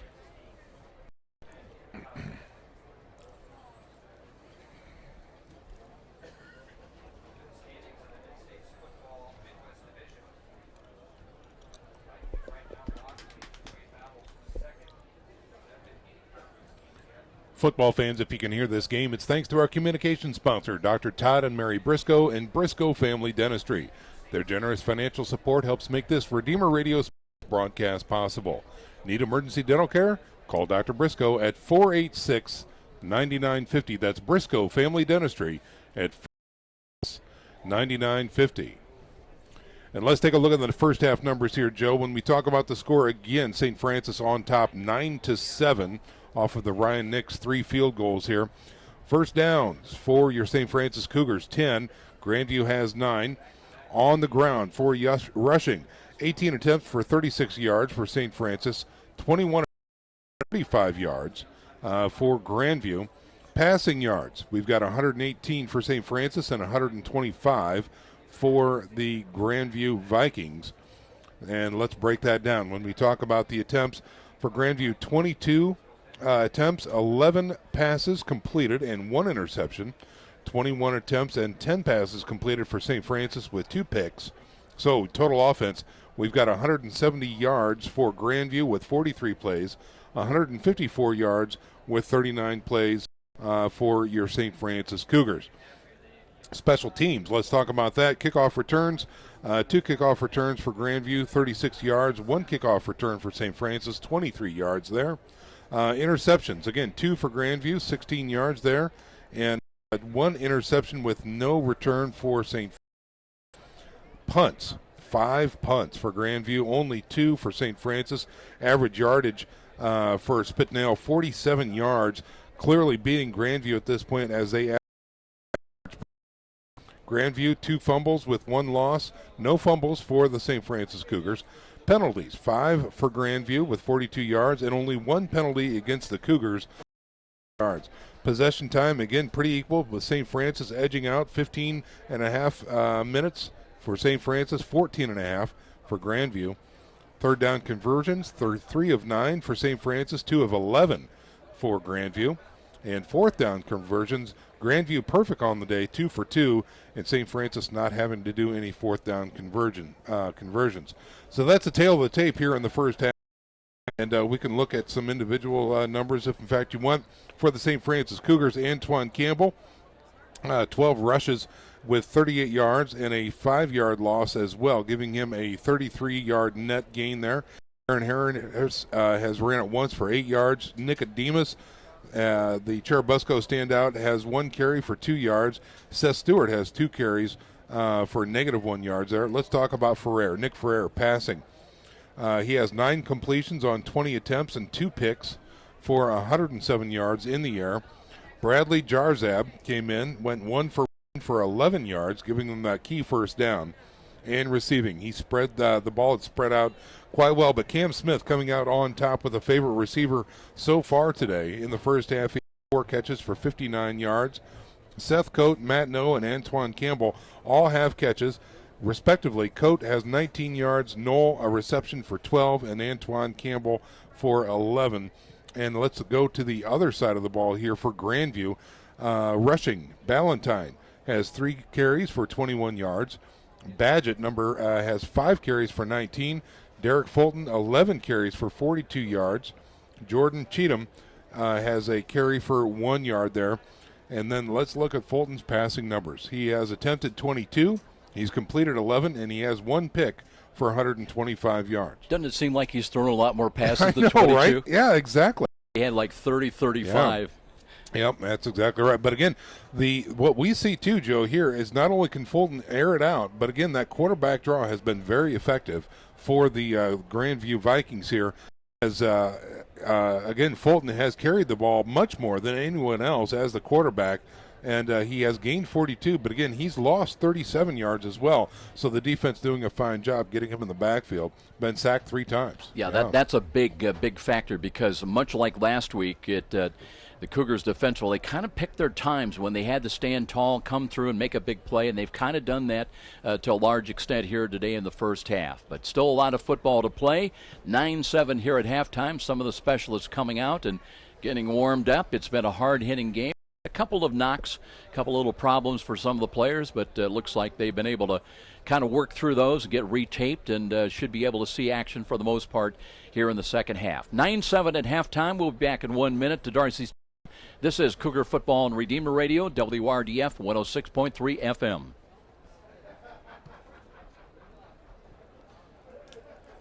You ready for me to head down? Whenever you're ready, sir. All righty. Just in case they do come out. I want to make sure I've got this thing.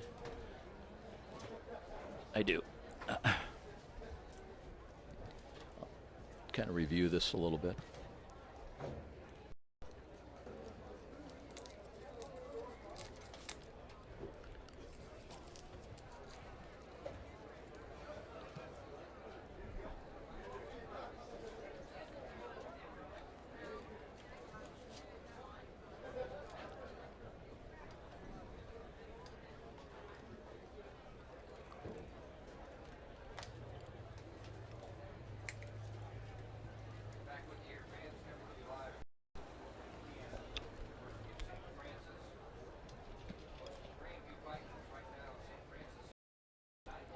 Back at Darcy Stadium, Joe Parson with you, waiting for the teams come out, and Sean McBride will be making his way down below. We'll be getting the halftime conversation, the chat with Coach Kevin Dowley, his take on the first half of the first 30 minutes of this big ball game, the matchup of top 10 nationally ranked teams. As far as the turnovers, they were decisively in favor of Grandview in the first quarter. They had a pair of picks in the first quarter, did not cash in on points though. And St. Francis had an interception, also a late fumble recovery that certainly stopped a drive by Grandview. And that interception by Tabler did set up a field goal that has given the lead here at 9-7. As far as total offense in the ball game, 170 yards for the Grandview Vikings and 154 for the Cougars. Sean was talking earlier about the kicking game and what a great job Josh Spitnail has done, averaging 47 yards a punt and had a long of 47, so he's done the job on both his punts. Matt Moss has not had the distance, but twice, in fact 3 times, he has bottled up USF inside the 20, and 2 of those punts came inside the 5-yard line. And that did set up Grandview for a short field to work with and set up their touchdown, the 51-yard. Well, actually, it did not turn into points, but they had a couple of chances with a short field to work with. Looking at the other games going on elsewhere, 3-0 teams are in action today. A big one has USF Illinois. Now the USF Illinois is in our division in the Mid-East League. They're 3-0 on the year. They're playing at St. Xavier. And Robert Morris also at 3-0. They're on the road at today as well. Marian not playing today. Concordia, they're home. They've had a good season. They've got a couple of wins. They're hosting St. Ambrose. The Flying Bees into Ann Arbor, Michigan, and Siena Heights taking on Olivet Nazarene. Of course, our matchup next Saturday on a part of the homecoming weekend festivities here at the University of St. Francis, and culminating with a big football game. It'll be under the lights, 7 o'clock kickoff against Siena Heights. Siena Heights coming into today, they are winless, 0-2. Well, I'll tell you what, let's take one more timeout here, this 60-second timeout. We wait for the teams to come back out, and we'll be ready to start the second half. And a 9-7 University of St. Francis lead over the number 8 ranked Grandview University Vikings. This is Cougar Football on Redeemer Radio, WRDF 106.3 FM.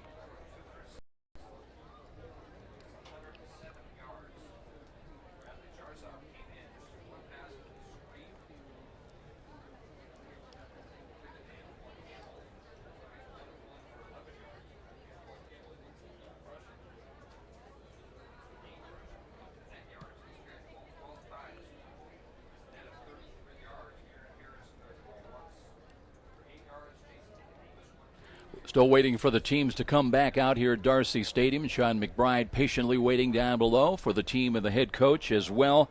Talked about offense. Let's talk a little bit about defense. We mentioned the Cougars have gotten to Derek Fulton for 3 sacks so far in the first half.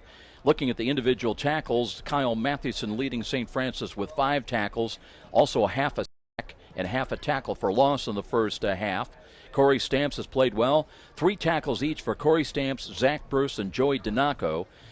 Bruce with 1 sack, 1 tackle with 1.5 sacks, also 1.5 tackles for loss. As far as the Vikings, they have Josh Calmer, who leads them with 8 tackles. He has a half tackle for loss. Alex Bartlett, Hutch Burns, Kenny Jones also with 3 tackles apiece. One of the things we were told about the Vikings coming in, they've got really a pair of standout leaders at linebackers, Zach Hollier and Adam Wink. Hollier injured, I believe, yesterday or the day before, not playing today. That's a big loss. As out and check in with Sean McBride. Waiting for Coach Donnelly to come out of the tunnel right now, and going to go ahead and catch up with Coach. Coach, what was your message to the team for the first half here? We've got to keep doing what we're doing on defense, playing hard. They got one big play, great receiver. Offensively, they're really putting pressure on our quarterback. We got to change a few little protection rules. Keep aggressive, keep throwing the ball down the field. We'll be fine. Okay, thanks very much, Coach. Good luck. Okay, Joe, there you have it. So Sean McBride with Coach Kevin Donnelly, very happy with his defense, the pressure they've stepped up with key stops at times. We mentioned continue on with that defensive look at the Grandview Vikings in the first half. They been led by Josh Calmer. Calmer with the 8 tackles, a little hampered with some injuries coming into today's ball game, and still able to stay right with the Cougars as it's 9-7 USF with that tenuous 2-point lead. Looking at some of the numbers coming in,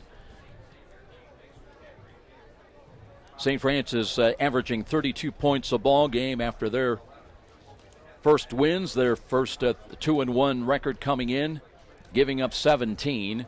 Grandview averaging 3 points a ball game coming into today's contest. Scored just 18 last week, though, and gave up 31 defensively to the Marian Knights. But they are number 1 in the league when it comes to passing, averaging over 313. They had 340 yards that they put through the air on the board, but they lost 31-18 at home to the Marian Knights. They also gave up 362 to the Knights through the air. And for the season, Grandview giving up 183 yards a game through the air to their opponents through the air. Not much of a rushing attack, and that's kind of been the really stalwart of a lot of teams this year in the Mid-States Football Association. It's been basically a passing league. Because you look at the rushing, last week Grandview had just 33 yards on the ground. St. Francis 98 against St. Ambrose. Vikings gave up 63 on the ground. USF 126 to the Bees. Turnover margins, always a big factor. Last week Grandview was -5. We're even on turnovers so far today in the first half in this 9-7 ball game. Cougars were +1 for the year. They are -3. One bright spot has been penalties. Played very well, played disciplined football. They've avoided a lot of penalties. So far today, they have just 1 for 5 yards, and they've been only averaging on penalties 20 yards, just over 20 yards a game in penalties. Last week at St. Ambrose, they had 2 penalties for 20 yards. Third down conversions, the Vikings were just 2 of 11. St. Francis with 3 of 9. Here today, both teams have done pretty well in the season on third down conversions. In fact, the Cougars among the best in the Mid-States Football Association. They were 20 coming in for 55%. Grandview was 20 of 50 for 40%. Cougars last week connected on 9 of 20 third down conversions, and a lot of those were in third and long situations. So they were effective when they had to offensively, and they hope to be again here today in that situation. Grandview against Marian was 9 of 23 for 39%.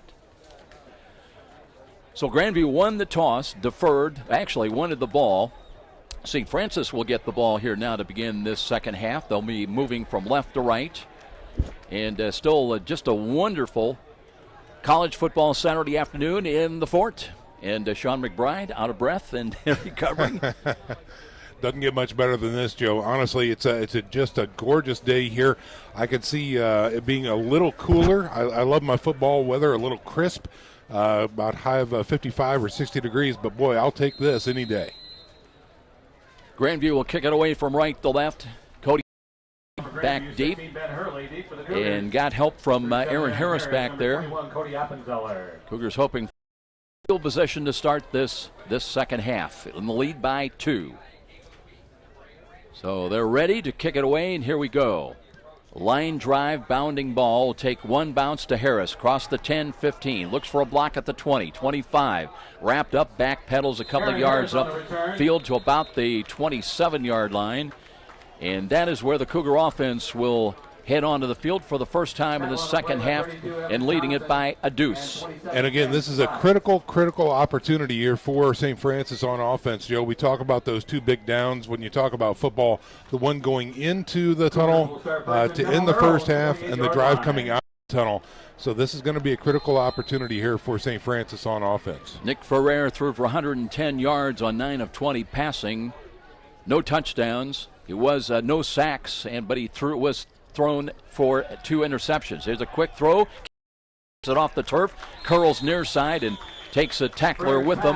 Stepped out of bounds just across the 35 to the 36. That'll be a gain of about 7. Passing on first down. I like the call here to start the third quarter. for the St. Francis Cougars, letting the defense stay honest and good throw and catch. Cam Smith, his 5th catch of the day. They'll run the ball now to Campbell up the middle, and he steps out of a tackle, fights across the 40, and he's up to the 41-yard line. Nice job that time, finding some extra yards hit by Campbell, and it will be a 1st and 10. So they move the chains and improving field position in a hurry for St. Francis up at their own 41-yard line. Tight 3 bunch line up to the left, the wideouts. Ferrer looking to play action fake. Wheels, looks, throws it off, and nobody home. Wow. That time had to get rid of it, looking for Cote, who was wide open downfield. But again, the weak side pressure coming against Ferrer. He felt it and had to get rid of it. Yeah, boy, I don't know. I don't know what the problem was there. If the receiver and quarterback weren't on the same page, because it was looking like Ferrer was throwing a spot, and Cote certainly wasn't in that spot. He was down the field another 5-10 yards. Had that problem a couple of times here today with indications perhaps one way or the other. Ferrer dropping the throw now on 2nd down and 10. Screens the balls. Got Campbell at the 40, 45. Can't find much more, though, as 2 Vikings were converging on him. He'll take what he can get up to his own 44. Outside linebacker pressure coming in from the opposite side of the field for St. Francis. And Ferrer doing a fine job checking off and hitting the outlet pass here on the short side of the field for a small gain. Cougars on 3rd down, 3 of 9 in the first half. About 7 yards to the 49 of Grandview this snap. Ferrer looking, blitz is coming, and looking, throws, and he's got a crossing pattern catch at the 49, and that's Akeem Kelsaw out of Snyder High School. Key conversion again on 3rd down and long, and they'll move the chains for a St. Francis 1st down. And fantastic job by the offensive backfield, picking up the heat on the outside, doing a nice job cutting down the defender as he was bringing the heat on outside pressure, and it allows the pass to get off and another 1st down. Now it's at the Viking 46-yard line as Ferrer with the snap again. Play action fake. Now ears it near side. Cam Smith has got it, but that one fooled nobody as the coverage converged on Cam Smith for, well, maybe a yard to be generous gained. Yeah, Josh Calmer, number 12, the sophomore DB, was right there, saw the pass developing, shot at Cam Smith, and met him when the ball came. Josh Calmer backing up Lance Lewis, not playing so far today, but Calmer led him with 8 tackles at halftime. 2nd and long.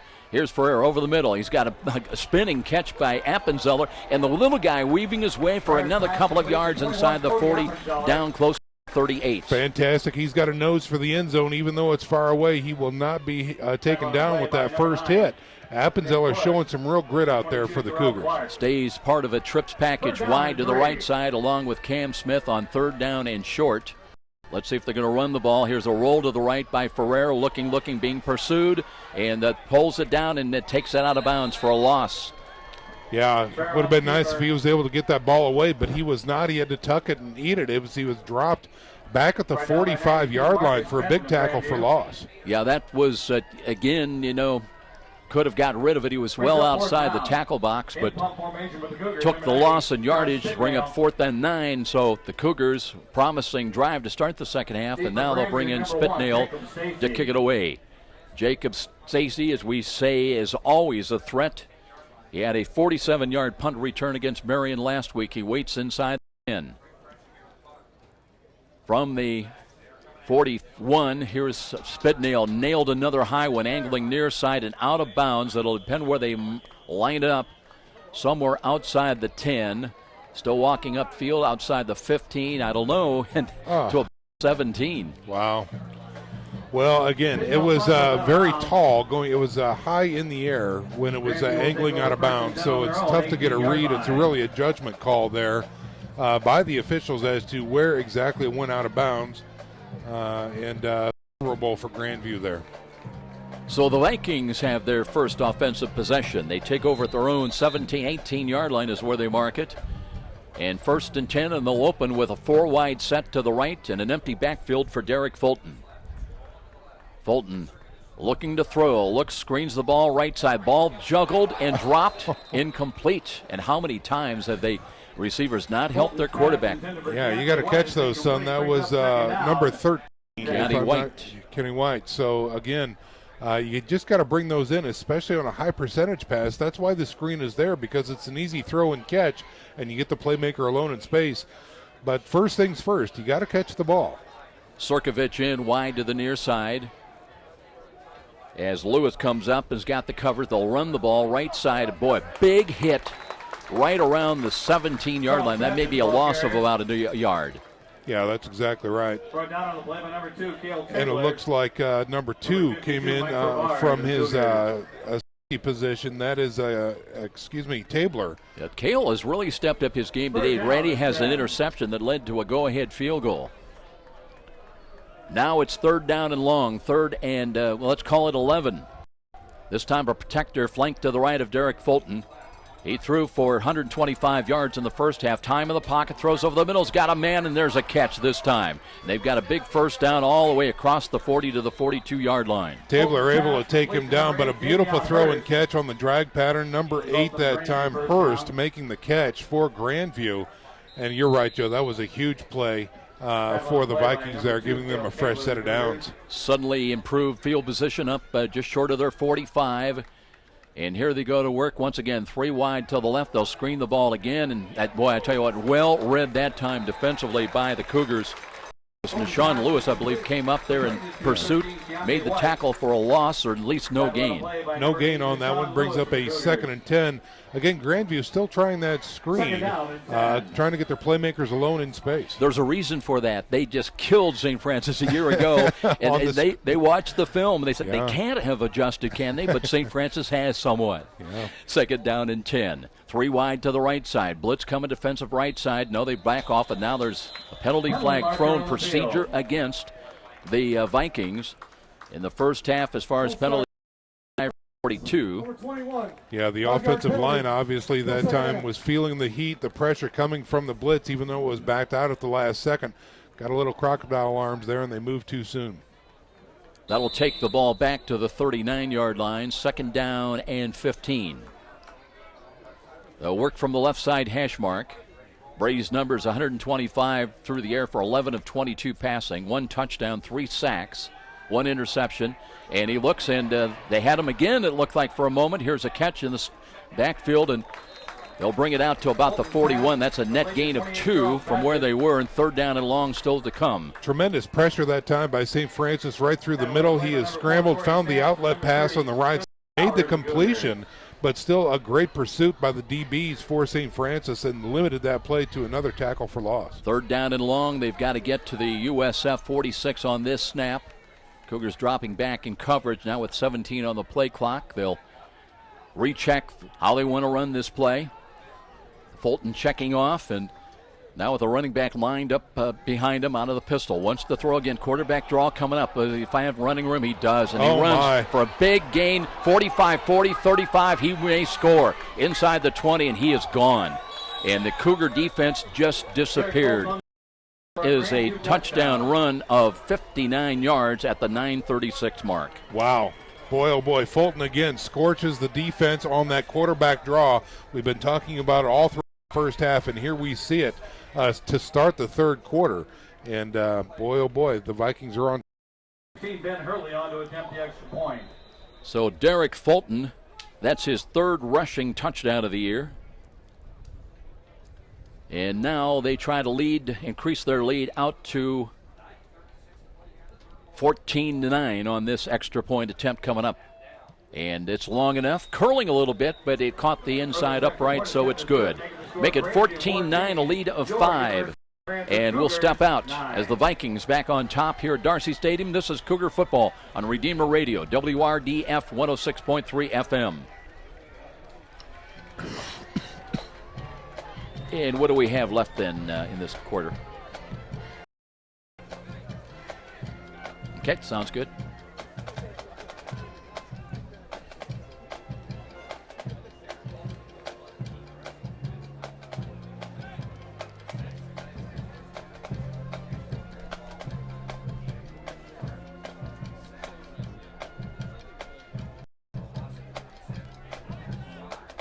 Well, Derek Fulton came in with 192 yards gained on the ground and adds mightily to that total with that 59-yard dash at the 9:36 mark. So just the way we started the second half, Cougars back in kick return, and just got to get something going offensively. Yeah, we talked about that, Joe. That first drive on the third quarter, the Cougars stalled, and, of course, the Grandview Vikings made them pay on that touchdown. Appenzeller back deep again along with Aaron Harris in kick return. Kick comes right to left as we look at it. End over end, right down. It comes to Harris at the 5. Straight ahead, cuts to his left at the 10, 15. Looking for a block, 20. And trying to drag tacklers angling out of bounds across the 25 to the 26-yard line. Aaron Harris on the return. So St. Francis trying to get it going once again. They trail now by 14-9, trailing it by 5 points here at home. Well, this game has never been separated by more than 7 points. In fact, never by more than, well, the 5-point differential is the biggest of the ball game either way. Right. Ferrer setting his team down at the line of scrimmage, and he'll have trips to the right side, the wide side of the field. Ferrer waiting for the snap, and he's got it. Looks to hand it off to Campbell, and dive across the 30-yard line and up close to about the 32-yard line. They may give him another yard out to the 33. Went airborne that last couple of yards. Testing the middle of the field again that time are the Cougars, and they're doing a fine job of that. Nice play. Gets a good 5-6 yard. Well, it's second down and a short 4.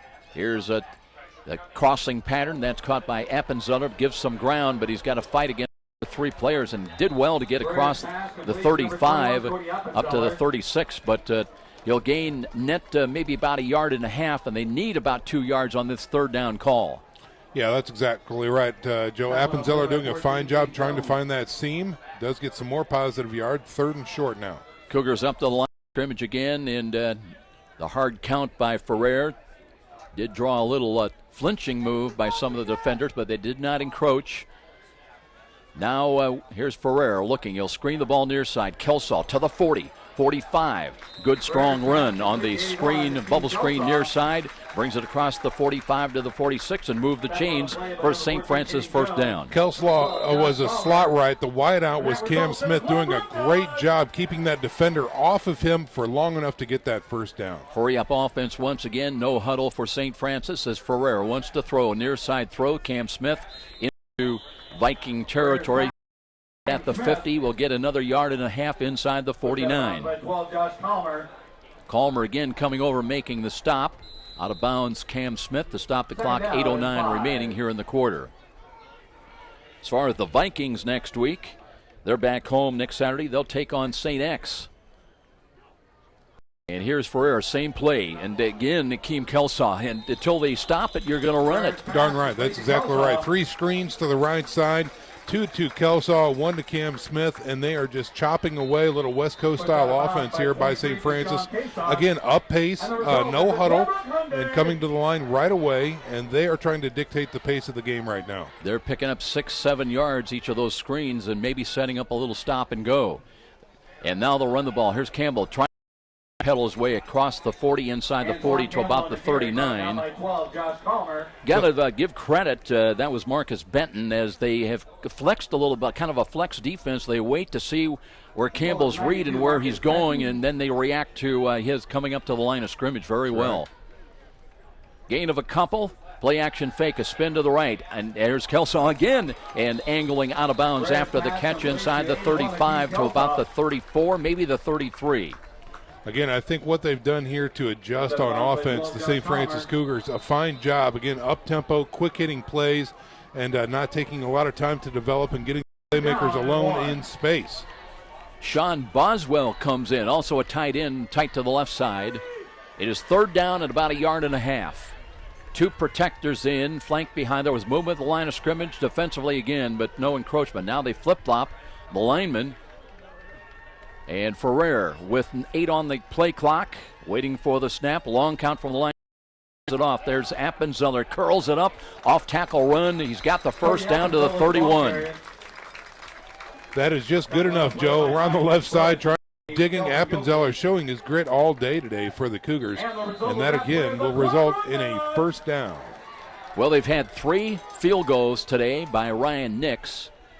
And I'm not wishing anybody ill will with not getting a touchdown, but a fourth one would give him the lead back, as here's Campbell. And he drags tacklers inside the 30 down to about the 29, maybe the 28, depending on where the knee hit.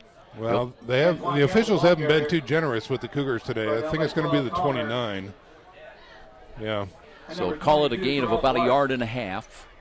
And it'll bring up second down, and let's call it 8. Boswell stays in, and he's up on the slot to the right side. I believe it's Coates split wide of him, as here is Ferrer looking that way, using time up and had to get rid of it. Matt Knoll was the intended receiver, but no chance on that one. Sailed a good couple of feet over his head. Yeah, Grandview doing a fine job stunning on defense, bringing the outside linebackers into the center and displacing the quarterback from the pocket. He had to roll a bit to the left and just kind of threw it up there. Knoll went up for it and just couldn't come down with it. Aaron Harris in there is the running back on third down and long. Third down and 8, but the ball's at the 29-yard line. Now Ferrer checking off once again. Play clock at 13. He's got 2 wide to the short side to the right. Looking, throws right side. There's a reach for it, but Akeem Kelsaw off his fingertips. Incomplete. Chance at the 24. That would have been short of the first down. Fourth down, as Nicodemus will come into the game along with Seth Coate. Kelsaw stays in as well. Something about it, Joe, when they get inside that 30-yard line, the offense really just seems to kind of come off. The train leaves the tracks, if you will. And once again, St. Ferrand to get closer to that end zone. And credit where credit is due. I suppose you've got to give Grandview some credit for that. 2 safeties back now. It is fourth down. Got to get to the inside the 22. Here's Ferrer looking to throw, and they've got him, and he's brought down for a sack. That was, I believe, Benton that wrapped up on him. Yeah, number 23, that job. Deshaun Casson. Or is that Benton? I'm sorry. Yeah, Cason. Yeah, number 23 that time. Got to him around the left edge, and he didn't stand a chance. Big sack that time. That time Ferrer just did not have the time, so a fourth down stop. And leading it by 5 now, the Grandview offense will take over at their own 38-yard line. That is the first fourth down stop we've had today. Ferrer's been intercepted twice. Fulton's been intercepted once, sacked 3 times in the first half. And 4 wide to start this series to the wide side to the right. Here's a quarterback draw coming up. And this time, well, he escapes, and he's on the loose again to midfield. 45-40, 35-30 in a foot race down the right sidelines, and he will get into the end zone. Another score. Wow. That one from 62 yards out. And the Cougars just cannot tackle Derek Fulton today. No, they surely can't. And missed tackles abound right there in the heart of the line. Now, there is a flag back here, Joe, at the 44-yard line. Referee is Trexler, Larry Trexler talking, and it looks like that one's not going to stand up. But a lot of consternation, certainly, by Coach Kevin Donnelly and his defense, who have applied pressure when it comes to the passing of Derek Fulton. But when he runs the draw, he has been the wild card. That is the Achilles heel of the St. Francis Cougars today. Last year you talked about the screen. This year it is the quarterback draw. We'll wait for the decision. They're talking to coaches. There can't be any question. We have 2 fouls on Grandview. We have holding, number 19. That penalty is declined. We have unsportsmanlike conduct, number 19, 15-yard penalty. Replay the down. Unsportsmanlike conduct on Jackson Petts, so that wipes out the score. He is a receiver for Grandview. He has made a few plays today for the Vikings. But instead of the ball at the 38 and a score, now they're going to walk off the penalty yardage inside the 35 and inside the 30-yard line. They'll set it down at about the 28 or 29-yard line. You know, those penalties take a special place in the film study when the coaches get out there and say, now let's take a look at this play and this penalty that erased a touchdown. So here we go. It's first down and 25 now for the Vikings. Moving right to left. Quarterback draw again to the right. It's Valentine in there, and he's into the second level. Gets all the penalty yardage back, up just short of the 40 or right at the 40. yard line. So Dorian Ballantyne getting a call. And Ballantyne came up frustrated. He thought for sure he could get a few more yards out of that play because, again, past the linebacker core there, Joe, before he got tripped up. And Derek Fulton back in after they needed a little blow after that 62-yard phantom touchdown run because of the penalty. 2nd down and 8. St. Francis trying to stiffen defensively. And here's Fulton, steps up and escapes again, scrambling to the left and goes down right about the 40-yard line. Kyle Matthews going no farther. And it'll bring up 3rd down and 8. He is dangerous, Joe. Just when you think that he is going to be in the grasp by the defensive front 4 or 3, he breaks out of that pocket, which is collapsing, and gets some positive yards. Going back, way back, Sean, you know, you can't reach for him. You can't hit him high. You've got to aim for that from there. Wants to throw again on 3rd down and long. Steps up in the pocket. Now throws late. He's got an easy catch in the middle for a 1st down to the Cougar 49. Yeah, again, that the White on the reception that time just sits right in the middle of the field in between the coverage and has an easy reception for a 1st down. They'll mark it at the USF 48-yard line, 4th and 10 with just over 4 minutes time remaining in this 3rd quarter. Becoming a warm afternoon in more ways than one here at Darcy Stadium. As side to the right, a little motion out of that by Jacob Stacy back to the near side. They'll reset him with twins to the near sideline. A low snap, that's picked up, and here's a quarterback draw. That time it was Ballantyne rotating back in there and dropped for no gain, maybe a loss of about a half yard. Again, Mathewson that time from his inside linebacker position coming up. Good pursuit angle and drops the quarterback for no gain whatsoever. 2nd down and 11. And Fulton will come back onto the field. He'll have 3 wide to the right. Jacob Stacy flanked out to the right side in the slot. Now they're going to reposition that running back to his right. Cougars show blitz defensive right side. They back off a little bit. And here's the handoff. There was whistle again right at the snap. And let's see which way. Yeah, if they blew it dead, it's going to be against the offense there. So dead ball foul, and they move him back 5. That'll move the ball back into Grandview territory on the Viking side of the 50-yard line to the 46. Nose of the football just outside the 46. And the clock will move. It'll run inside 3 minutes before this snap of the football. Corey Srinkovich comes wide to the near side. 3 wide to the right. Fulton out of the shotgun formation once again, looking to hand the ball off, and they'll run the ball up. The Cougars try to stack that up, and they just push the pile forward. They'll get the lost yardage back, and that'll bring up 3rd down and 10 with the ball back at the USF 48. Got to get to the 38-yard line on this snap of the football. Big play coming up once again. Cougars with 2 safeties back, 3 down defensive linemen, and 4 linemen showing blitz defensive outside. Now they back away with a play clock at 18. Want to check that Cougar defense. Let's see if there's any adjustments. Safeties, 2 of them back and trying to keep the play in front of them if they can. I'm very wary of the quarterback draw here, Joe. 6 on the play clock with 5 with 4. And here is Fulton wanting to throw. The blitz is on. This time they've got him. Mathewson. Got him back at the 41. So the Cougars bend a little, do not break. With a key sack by Kyle Mathewson. And now Grandview's got to punt the ball away. Tremendous job. Right through the blitz right there, right through the middle. Again, he stayed back looking for that draw play to develop, and when it didn't show up, he rushed right through and blasted in the back. In punt formation, 16, Ben Hurley. Ben Hurley now to punt, not. So at the 26, kick is away. Nice, long, wobbly ball. That one is fielded by Tabler at the 10. Stop and go, but not much more than that. Maybe got to the 14. They're going to mark him down up at the 15.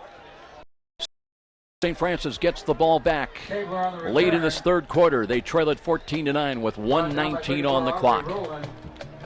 Well, again, that on the penalty, that touchdown was erased. So, again, the defense does stiffen and hold for St. Francis, and it gives the offense an opportunity to get something done here in the second half. Cam Smith coming out this series along with Seth Coach. Cougars just have not at times been totally in sync. Some miscommunications on the routes or the throws between the quarterback and the receivers, and hoping to get on the same page. They want to run the ball, play action fake. On a crossing pattern, Appenzeller crossed the 20, got another yard to the 21. Yeah, a little flare out to the right side. Appenzeller coming out there, a little up and out. Offensive backfield position there results in a nice gain. Say about 7 there, Joe. Still impressed, though, with Grandview, able to react, and they fly to the football very quickly.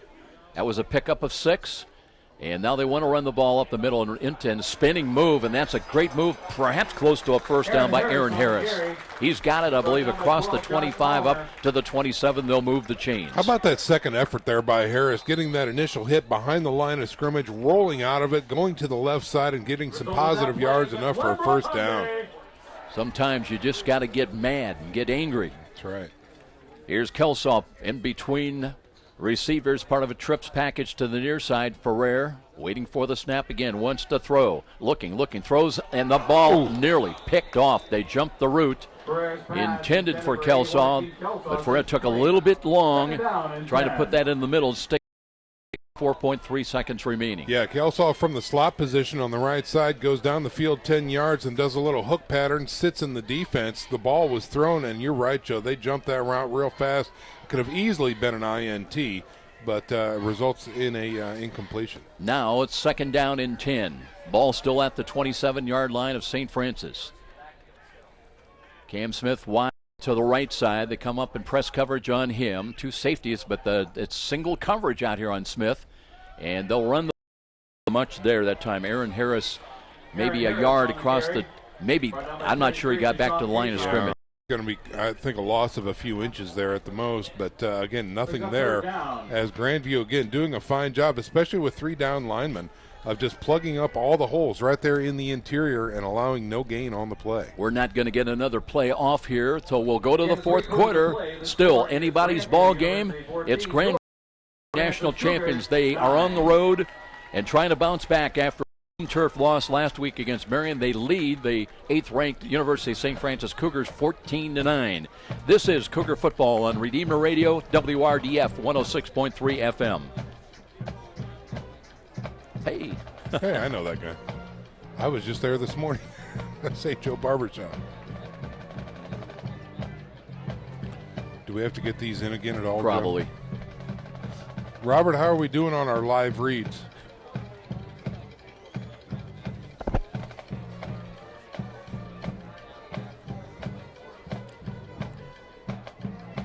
Say again, Robert. Okay. Ladies and gentlemen, Redeemer Radio Sports thanks H&L Electric for being our travel sponsor for today's game. For all your commercial electrical contracting needs, call H&L Electric at 260-402-3521. Well, the teams will switch ends, and the Cougars will work from right to left as we look at it, trying to move the football towards the north end zone. And they'll have 3rd down and 10. And one of the keys last week, Sean, for the Cougars on the road on several 3rd and long similar situations, they were able to convert, keep possession of the football, and keep drives.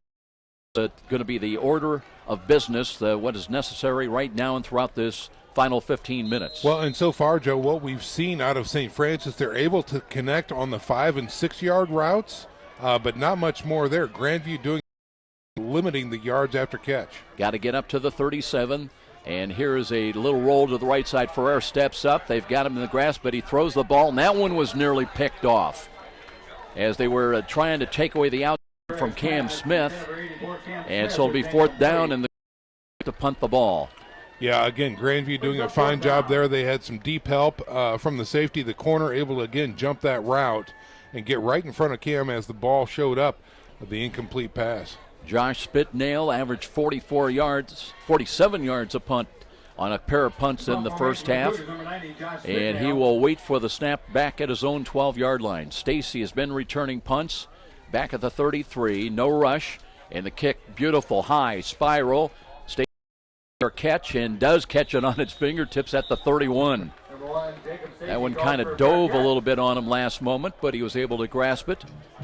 And decent field position now for the Grandview Vikings with 14:46 remaining. Back home, the Cougars are next Saturday night under the lights here at Darcy Stadium. On homecoming weekend, they'll take on Siena Heights. 7 o'clock our kickoff, and certainly join us if you can't be here in person. Our pregame begins at 6:45. Well, and again, folks, being homecoming, make sure everyone knows that if you can't listen to 106.3, you can listen to RedeemerRadio.com. Let's see if it's Ballantyne in there now. It is. Yeah, you're right. Ball up the middle, gained to about the 35. Up a three, going to give him a good spot across the 35 up close to the 36-yard line. You know, I think, Joe, in the fourth quarter here, Grandview, hopefully, for their part, moving into a ball control situation, taking their time at the line of scrimmage, keeping it on the ground as much as they can to be successful. But really, the clock is going to become an issue for them to manage at this point. Now, Derek Fulton checks back in at quarterback, runs out of the shotgun. He'll run the ball, handing it off, and the Cougars, Zach Bruce, had first to contact. And I think a flag came out here by the field judge in the defensive backfield. And 27, Jamal Green. Don't see it right now, but let's see. Out of the sidelines here, but behind the St. Francis bench. Officials are talking about it. A Sideline warning. Oh, gosh. Wow. Okay.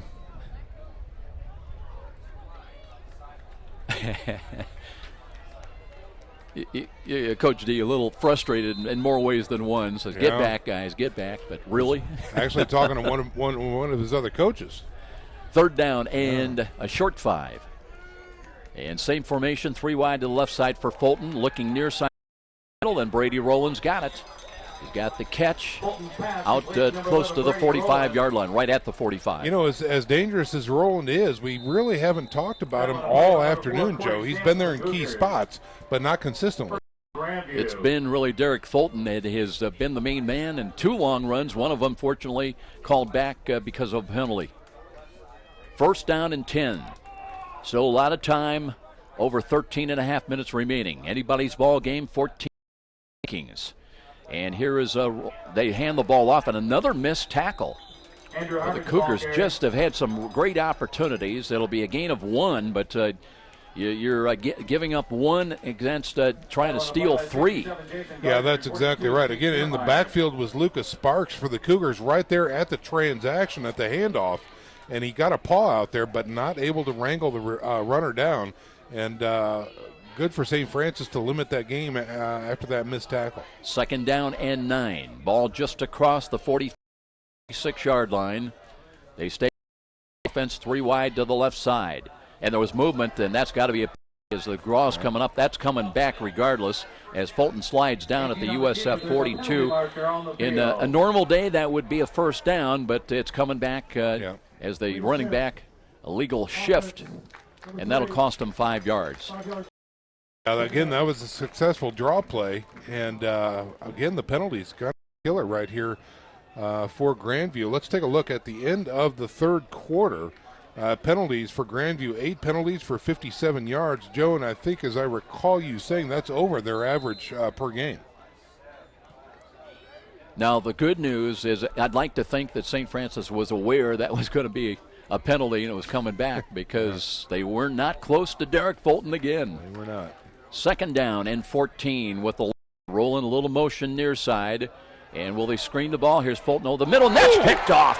Cougars have got it. Corey Terrell on the interception brings it back inside the 35 to the 33-yard line. How about eyeing that quarterback right there from his defensive linebacker position, doing a fine job. Again, it was rolling across the middle. He started off in motion, cut it up 5 yards, and dragged across the middle. He fired the ball to him, and who was there but Corey Terrell for the INT. So both quarterbacks now have been intercepted twice today. It'll be Cougar ball, 1st and 10 at the 34-yard line. And now you got to find a way to get into the end zone and get the lead back with 12:22 remaining. New life for the Cougar offense. 76 is now 95. So Keegan Brunger is in, but he's wearing 95 and he's tight to the left side. Cougars have tried to find the tight end a couple of times. Appenzeller in motion, left to right behind the line of scrimmage. They'll run the ball in a stretch handoff. No, it's a play action fake and a throw down the middle, looking for Cam Smith. But again, that ball sailed long and over the head of Cam Smith. He ran the post pattern and had a step to the end. Yeah, if in fact that ball was on target, he would have caught that for a touchdown beyond his reach. And that's just going to burn it down for the Cougars. I like the thought, though. You got to test them deep every once in a while, Joe. Yeah, you know, and if you go into the mind of Nick Ferrer, he's had a couple of passes on a line that have been intercepted. That time he was trying to put air on it, under it, but too much. Wants to throw again. Looking, flush to his right, sets the legs, and throws incomplete. And Cam Smith says, hey, where's the flag? They hit me early, but there is none. No flag on that play. Throw a little bit off target. Cam way was a little bit behind him, reached back to his right to try and get it, and no dice. Well, Grandview rotates 3-4 players every snap of the ball defensively, and USF now needs 10. They were 3 of 9 on third downs in the first half. Blitz preps, and they were way offside. Yeah. They do get a free play here. Ferrer cuts back to his left, throws the ball. There's Campbell with the catch. And he's going to be short of or does he have the first down inside the 20? Going to be close. Now a decision, but you got to find out where the spot of the football is. They were way lined off offside. Could see it from up here. Offside. Defense number 23. Lined up in the neutral zone. That penalty is declined. I was going to say. Yep, okay. They did get the first down on the play. They'll take the play. Well, new life for St. Francis. Now the clock reads 12:02, so obviously a lot of time remaining. Nose of the football just outside the Viking 21. Well, they're knocking on the door again here, Joe. They're inside the.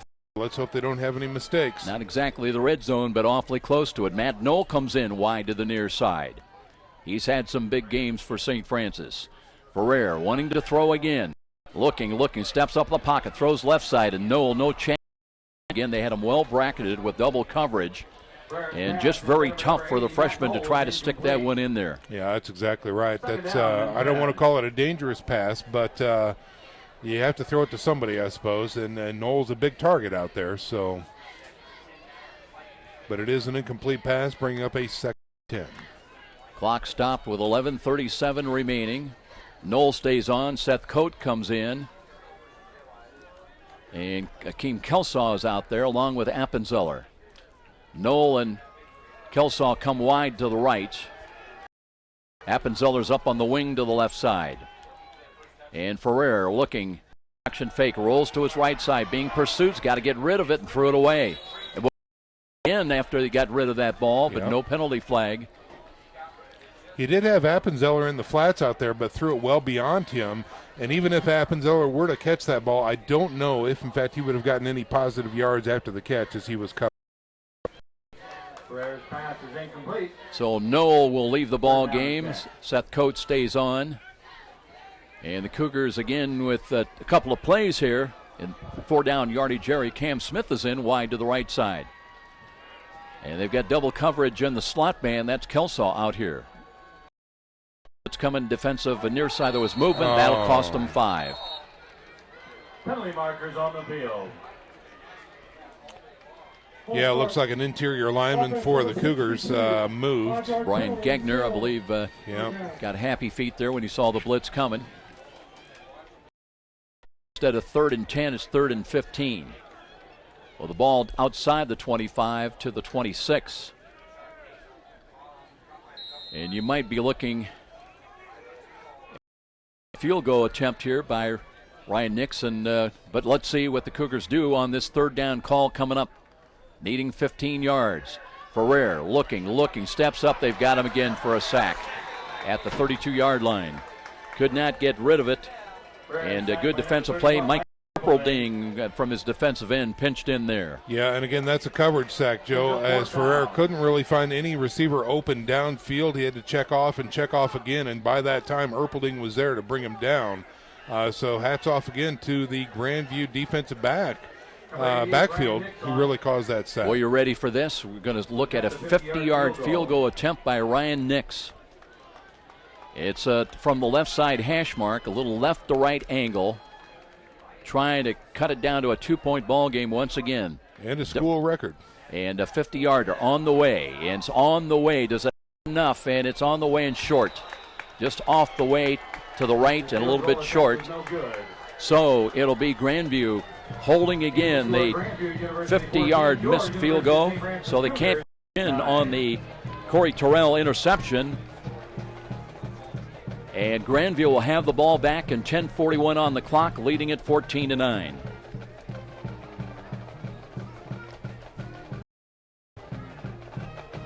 So we'll see who comes out. It has been rotating quarterbacks at times for Grandview.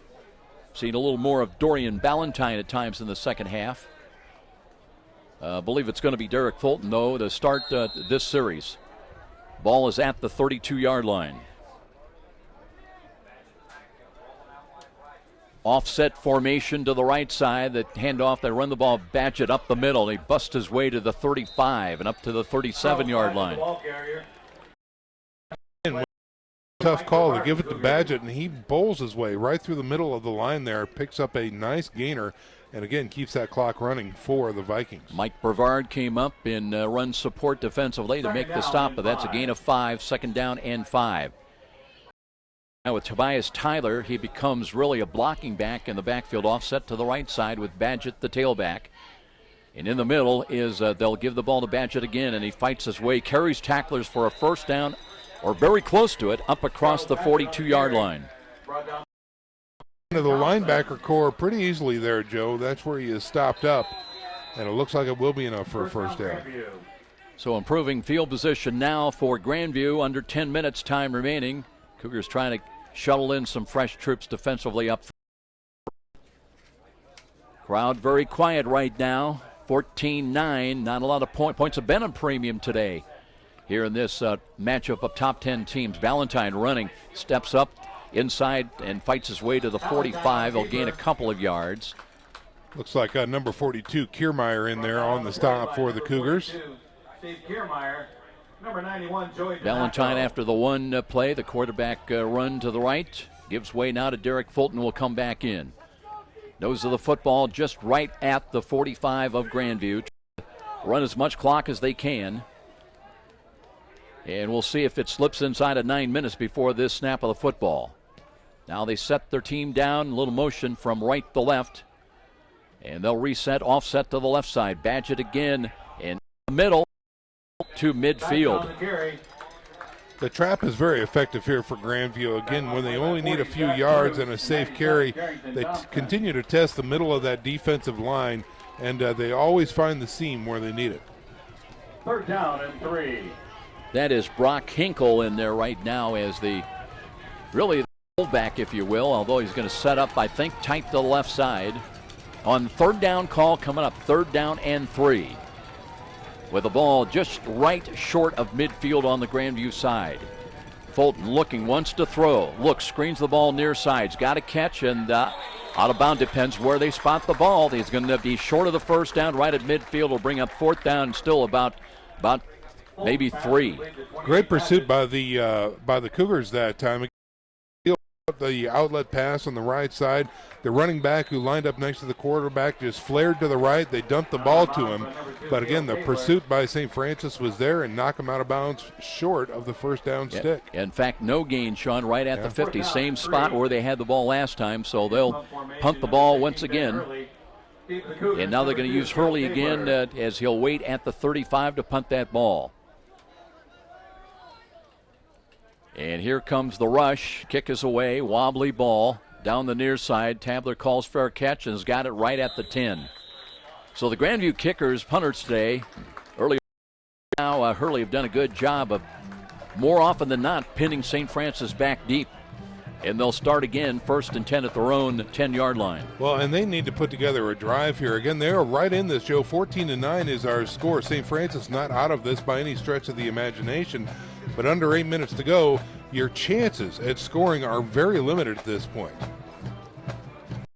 And you get down to the point where it's still plenty of time, but even settling for a field goal doesn't get the job done as far as getting you a lead. They almost need a touchdown, you get the feeling. Campbell's in. He's lined up back inside the 2. But here's Ferrer wanting to throw. Looking, can't find it. Now he can run. Works out to the 10 and tackled out of bounds. He reached the 13. They had contact with him before he reached out of bounds. So it'll be a gain of 3 yards on the scramble run by Nick Ferrer. Yeah, backside pursuit that time by Erpelding, number 31, doing a fine job him down and knocking him out of bounds. Yeah, Erpelding has had a big second half for the Vikings. Call it a gain of 4, though, on the spot of the ball. 2nd down and 6. Ferrer looking to hand the ball off, and the Campbell runs into a wall right about the 15-yard line. Antoine Campbell on the carry. Maybe got a yard on that one at the most. Tackle on a play by 94, Brandon Johnson. So the up front, that's Brandon Johnson. 3rd down and 5. Another sophomore defensive end at 225, and 3rd down and 5 coming up. Cougars have got to get across their 20 to about the 21-yard line on this snap. Ferrer wants to throw. Dumps it off. Appenzeller looking for yardage and fights his way to the 1st down stick. Nice job by Appenzeller again. Get a few yards, 2 yards after the catch, and it will be enough for a 1st down. Well, it ain't necessarily pretty here today, but getting it done. And a new set of downs and new life for the Cougars with 6:48 on the clock and moving. Still 14-9 Vikings. And Ferrer again looking to throw. Looking, steps up, and they've got him for a sack. Just took too long. No, he got rid of the ball, and here's a run. And then that's Campbell that somehow came up with the ball. He was down on contact across the 31. I don't know. Did they blow the whistle back there? I think the officials are going to have to. No, they indicate first. He was going out. Somehow Campbell got the ball from Ferrer and ran it for a 1st down right through the middle. You don't know. Was that a fumble or was that a handoff? Yes. I don't. We don't have instant replay up here, so it's very difficult for us to tell. But a positive play and kind of a creative one at that. Yeah, that's exactly Caught right. all of us by surprise, but that's a great positive for St. Francis. Now they've got 3 wide to the left in improving field position. Ferrer spins again, looking. Now sets his feet, throws, diving attempt for it, and were they going to roll it? A catch? Yes, they are going to call it a catch. Cody Appenzeller went down and got it off the turf as he was spinning down, ready to fall down. That's going to be a gain of 9. I think that was very close to a late hit call, but they didn't call it against Grandview. Clock continuing to run. It'll approach 5.5 minutes once this play is over. Now they reset upside. They come up in press coverage. Blitz is coming, and Campbell running. Is hit from behind. Got the 1-yard line. It's right back to the line of scrimmage, so they maybe a half a yard gains. And it'll be 3rd down and short, about the length of a football. Yeah, Evan Johnson, number 30, side linebacker position, came in and blitzed on the right side. And again, after the was able to get to the running back and bring him down for a very, very short gain. Cougars have struggled somewhat today trying to read those bleeds at those blitzes. At times they've run right into them. 3rd down and short. Vikings now stack the middle with 10 of their 11. And the blitz is coming as they run the ball. And there's Campbell as he gets to the 2nd level and trying to keep his footing all the way up to midfield. Nice. Campbell doing a fine job following his blockers through the interior seam and had enough for a 1st down and more. And Sean, it so often happens sometimes when you bring the house up in the middle, if you're somehow able to scoot through there, you've got a little extra running room. Right. They want to run Campbell again. And same play, same call, and same result as he's down inside the 45 to the 44. Well, again, they line up in that power I formation that time with some additional blockers, that Delta package. And the power formation is working. Now they give it to a 3rd straight call to Antoine Campbell, this time looking for, and maybe gets about a half a yard. So 3rd down and a long 3 coming up for St. Francis. And Campbell getting up a little slow, but maybe he's just tired. He might be tired. I tell you, 3 in a row, bang, bang, bang, no huddle offense. That's asking a lot of your players. Got to get to the 40-yard line. It's 3rd down and 3 from the 43. Clock inside of 4 minutes now. Time remaining. Will they go to Campbell another time on a run? Looking, and here is Ferrer. One throw. Blitz is coming. Throws a middle tip ball, and that one falls incomplete. That one was in and out of the hands of one. And fourth down coming up. Yeah, they were going after Kelsaw, who lined up in the slot on the right, so he went down and did a post pattern over the middle. And he either got knocked down or fell down. Irregardless, one of the linebackers tipped the ball in the air. It could have easily been picked off, but it was not. Got a feeling Cougars got to go for it now on 4th down and 3. Boy, if they line up wrong, that would give you an automatic first down on penalty. But Ferrer now, play clock is down to 14. Checks off, may be changing the play at the line of scrimmage now. They've got to get to the 40. And here comes here's a quick pass. And boy, they've got nothing doing. Ferrer never got rid of the ball. He saw coverage on a 4th down. And it will be Grandview taking over the ball, looking good with 3:43 remaining. And they have the ball up at their own 48-yard line. Sack that time by number 94, Brandon Johnson, 6 foot, 230-pound defensive end. He is a sophomore that just shed his blocker, came in, and as soon as Ferrer was trying to check off, he was dropped. Well, now you need a turnover with 3:43 remaining. Both teams with all 3 of their timeouts left. And we're going to see Ballantyne coming back out there, the reputed running quarterback, for at least one snap of the football. So you got to be aware of that. Cougars still cover 2 safeties back. Ballantyne option run to the right side. Miss. That's up 50 and down to the 45-yard line. Doing a nice job on the sweep on the right side is Grandview. They pull the offensive guard, number 69 for Grandview. That's Randy Brigham. He is a little senior, guy. 6 foot, 330 pounds. That's 2 of us, Sean. Yes, it is. Yeah, this guy has his own gravitational pull. He's so big. Gain of 7, 2nd down and a short 3. Clock their ally for Grandview.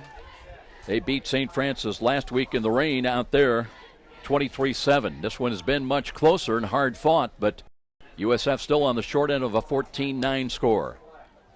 Fulton back in there, wants to hand it off, and the Cougars this time, I believe Danako got a leg and an ankle. They're down to the 44 of USF. Yeah, big number 91, Danako, that time doing a fine job, hitting him right at the line of scrimmage. It's going to be no gain on the play, but it's going to bring up a 3rd and short.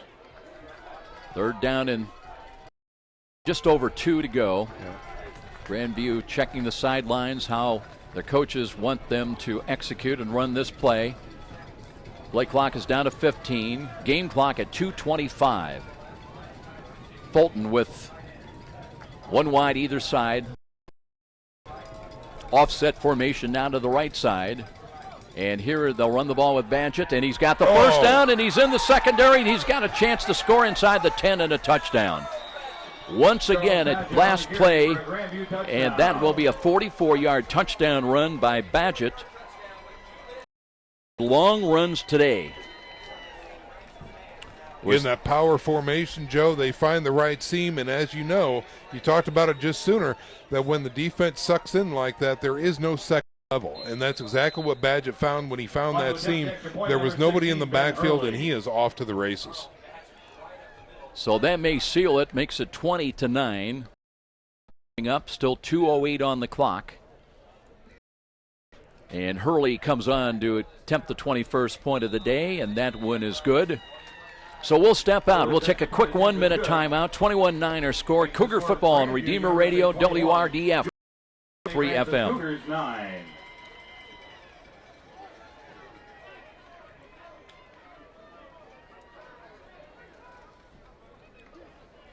What we got still? 2:30s. Yeah.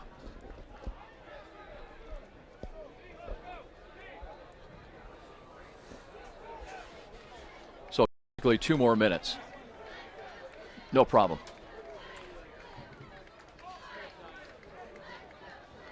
Did you call a game last night? Who'd you have? Concordia. Oh, Lures. Okay. Lures is looking pretty good, aren't they? I think they're going to win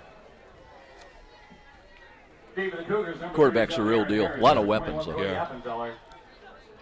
Kicking off for Grandview, number 16, Ben Hurley. Well, the Cougars now need instant points, instant yards in the final 2:08 as they trail now 21-9, down by 12 points. They'd love to get a good kick return by either Appenzeller or Aaron Harris. Kick is long down the middle. That's going to go into the end zone and kick through to the end line. So they'll take it 1st and 10 with no time off the clock at their own 25-yard line. No chance at a good return there, Joe. Big leg by Grandview and knocks it out there. And like you said, it's be 1st and 10 at the 20. The Cougars will start 1st and 10 on their Or own 25, 25-yard excuse me. line. Well, you need College. instant points. Need instant points. And Yeah. They're going to have to try the deep ball here sometime, Joe. Cougar offense has really been contained here in the second half. They have not scored. They led 9-7 at halftime, but it's been pretty much Grandview that's been able to get points on the board. Ferrer looking, being pursued again. Steps out of a tackle, rolling to his right, looking and throws, and that's picked off. This one, there's no chance on that one. They were inside and pick at the 36-yard line, and that's the third interception of the ball game for Nick Ferrer. Yeah, Ferrer on the run, rolling to his right, was looking. Cam Smith about 12 yards down the field. Unfortunately, he didn't see the cornerback that was right there, stepped right in front of the pass again, and that was an easy interception by Grandview. 36-yard line. Still both teams with all 3 timeouts remaining. And let's see if it's going to be Ballantyne coming back in. He's on down a lot. He's out there once again. They may have a new running back out there as well. Minute 58 on the clock. And Dorian Ballantyne looking coming up and falls down inside the 35 to the 34. He'll pick. Looks like he was going to try and make a cut there, Joe, and just lost his footing on the cut. And gain of 2. So there's going to be a timeout on the field, 150. That's the Cougars taking their first of 3. We'll be back in 30 seconds. This is Cougar Football on Redeemer Radio, WRDF 106.3 FM.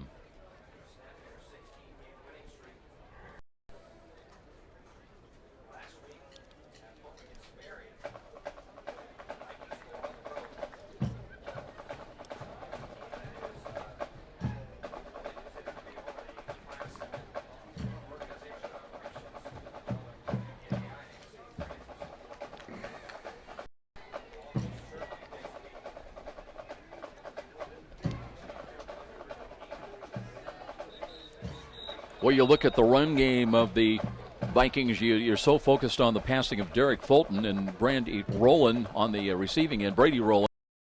They had a 59-yard quarterback draw touchdown in the third quarter from Derek Fulton. Another one from 62 wiped out on a penalty, now a 44-yard one. Here comes Ballantyne angling to his right, got to about the 30-yard line. Cougars will stop the clock with a minute 44 remaining. And that's the second of 3. We'll be back in 30 seconds here to Darcy Stadium. Cougar football on Redeemer Radio, WRDF 106.3 FM.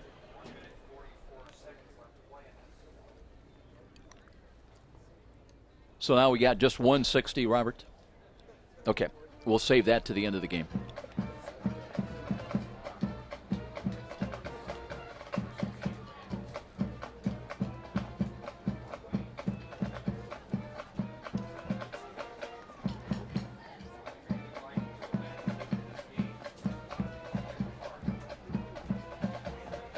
Well, the Cougars, if they cannot find a way to get the ball back and with a couple of touchdowns here in the late going, they're going to fall to 2-2 on the year, hosting Siena Heights next Saturday night at 7 o'clock here at Darcy Stadium. And they'll probably fall out of the top 10 once again. Grandview would go to 3-1 and back home next Saturday against St. Xavier. It will be 3rd down and 4. Minute 44 on the clock. Now they bring Fulton back in. Derek Fulton, little motion from the fullback as they'll run the ball, though, up the middle. And a gain down to the 25. And that's very close to another first down, and they'll move the chains, and that is just about going to do it. This is a signature win for Grandview, Joe. Again, they are a very quality team here against a stout defense. They gave it their all today for St. Francis, and hats off to Grandview. They came into Bishop Darcy Stadium and will walk away with a quality victory here. especially coming on the heels of a tough loss at home to Right. Marian a week ago, 31-18, when they were intercepted 5 times by Fulton. And leads you, St. Francis still got Marian down the road here, and that's a Mid-East League battle. Right. So, but it's going to be a tough week for Coach Kevin Donnelly. Some issues on the offense, trying to develop continuity, and defensively, the ability to tackle. Right. I think that we saw St. Francis was exposed a little bit here on defense when it comes to ball pursuit as well as tackling. But again, for us, really, when you look at the freshman quarterback throwing 3 interceptions and really not much being able to be accomplished via the run game today for St. Francis, they were stifled. That's going to do it as Grandview just taking a couple of knees here in the final seconds. The USF will not take their final timeout, and this will go into the books as a 21-9 road victory for the Grandview University Vikings as they come to Fort Wayne and defeat the number 9 ranked University of St. Francis Cougars. We're going to come back with our post-game show. We'll recap the scoring. And there were a lot of it, certainly from the guys in blue standpoint here this afternoon in the second half. 21-9 final score. This is Cougar Football on Redeemer Radio, WRDF 106.3 FM. 21, your University of St. Francis Cougars, 9. Fans, we'd like to give a special thanks to all of our U.S. Cougar supporters. Position Southland of Northeast We Indiana. don't need to stay on the air very long, guys. Man, I'm ready for a nap. Midwest America Federal Credit Oh, Union, man. Fort Wayne Orthopedics, Just in and time Wells for Fargo 4:30 Mass at Our Insurance Lady. Services. Oh, there you go. Drive safely.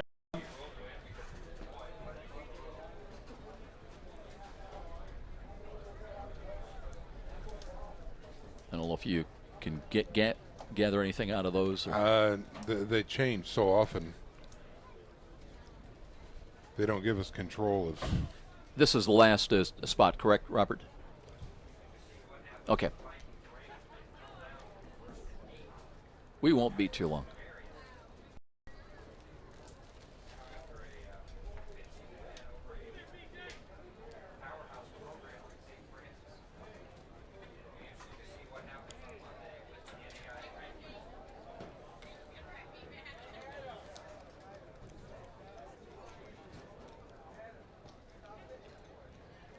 Grandview University Vikings celebrating a road win here today at Darcy Stadium against the University of St. Francis Cougars. 21-9 our final score. Things started well enough as the Cougar defense went on defense because the coin toss was won by Grandview. They wanted to go on offense. USF stopped them in the early going and had the ball, and they were able to manufacture some yardage and get down deep. Couldn't get a touchdown, and of course we'll talk more in the postgame. That is a big factor into this 21-9 loss as St. Francis and a good punting game by Grandview as well, but they had to settle for an opening 20-yard field goal by Nix at the 7:57 mark, and St. Francis had its first lead and only lead of the day at 3-0. Derek Fulton, though, found Brady rolling on a quick slant down deep, and he would run the remaining yards, 51 yards in all, into the end zone for a touchdown at the 3:57 mark. Hurley would add the extra point to make it 7-3, and it would be a lead they would not give up until the ball game, but a 7-3 lead nonetheless, as Ferrer was intercepted twice in that first quarter, but no damage by Grandview, so it was still 7-3 at the end of the first quarter. Then the Cougars would get another Ryan Nix field goal at the 10:08 mark, a 27-yard field goal that cut the lead down to 1 at 7-6 on an interception by Cale Tabler at the Grandview 30. That would turn into a 30-yard field goal with 3 minutes remaining until intermission by Nix, his third of the day. The Cougars had the lead 9-7. They were also done as far as scoring. They had a great play right before halftime when he was driving, but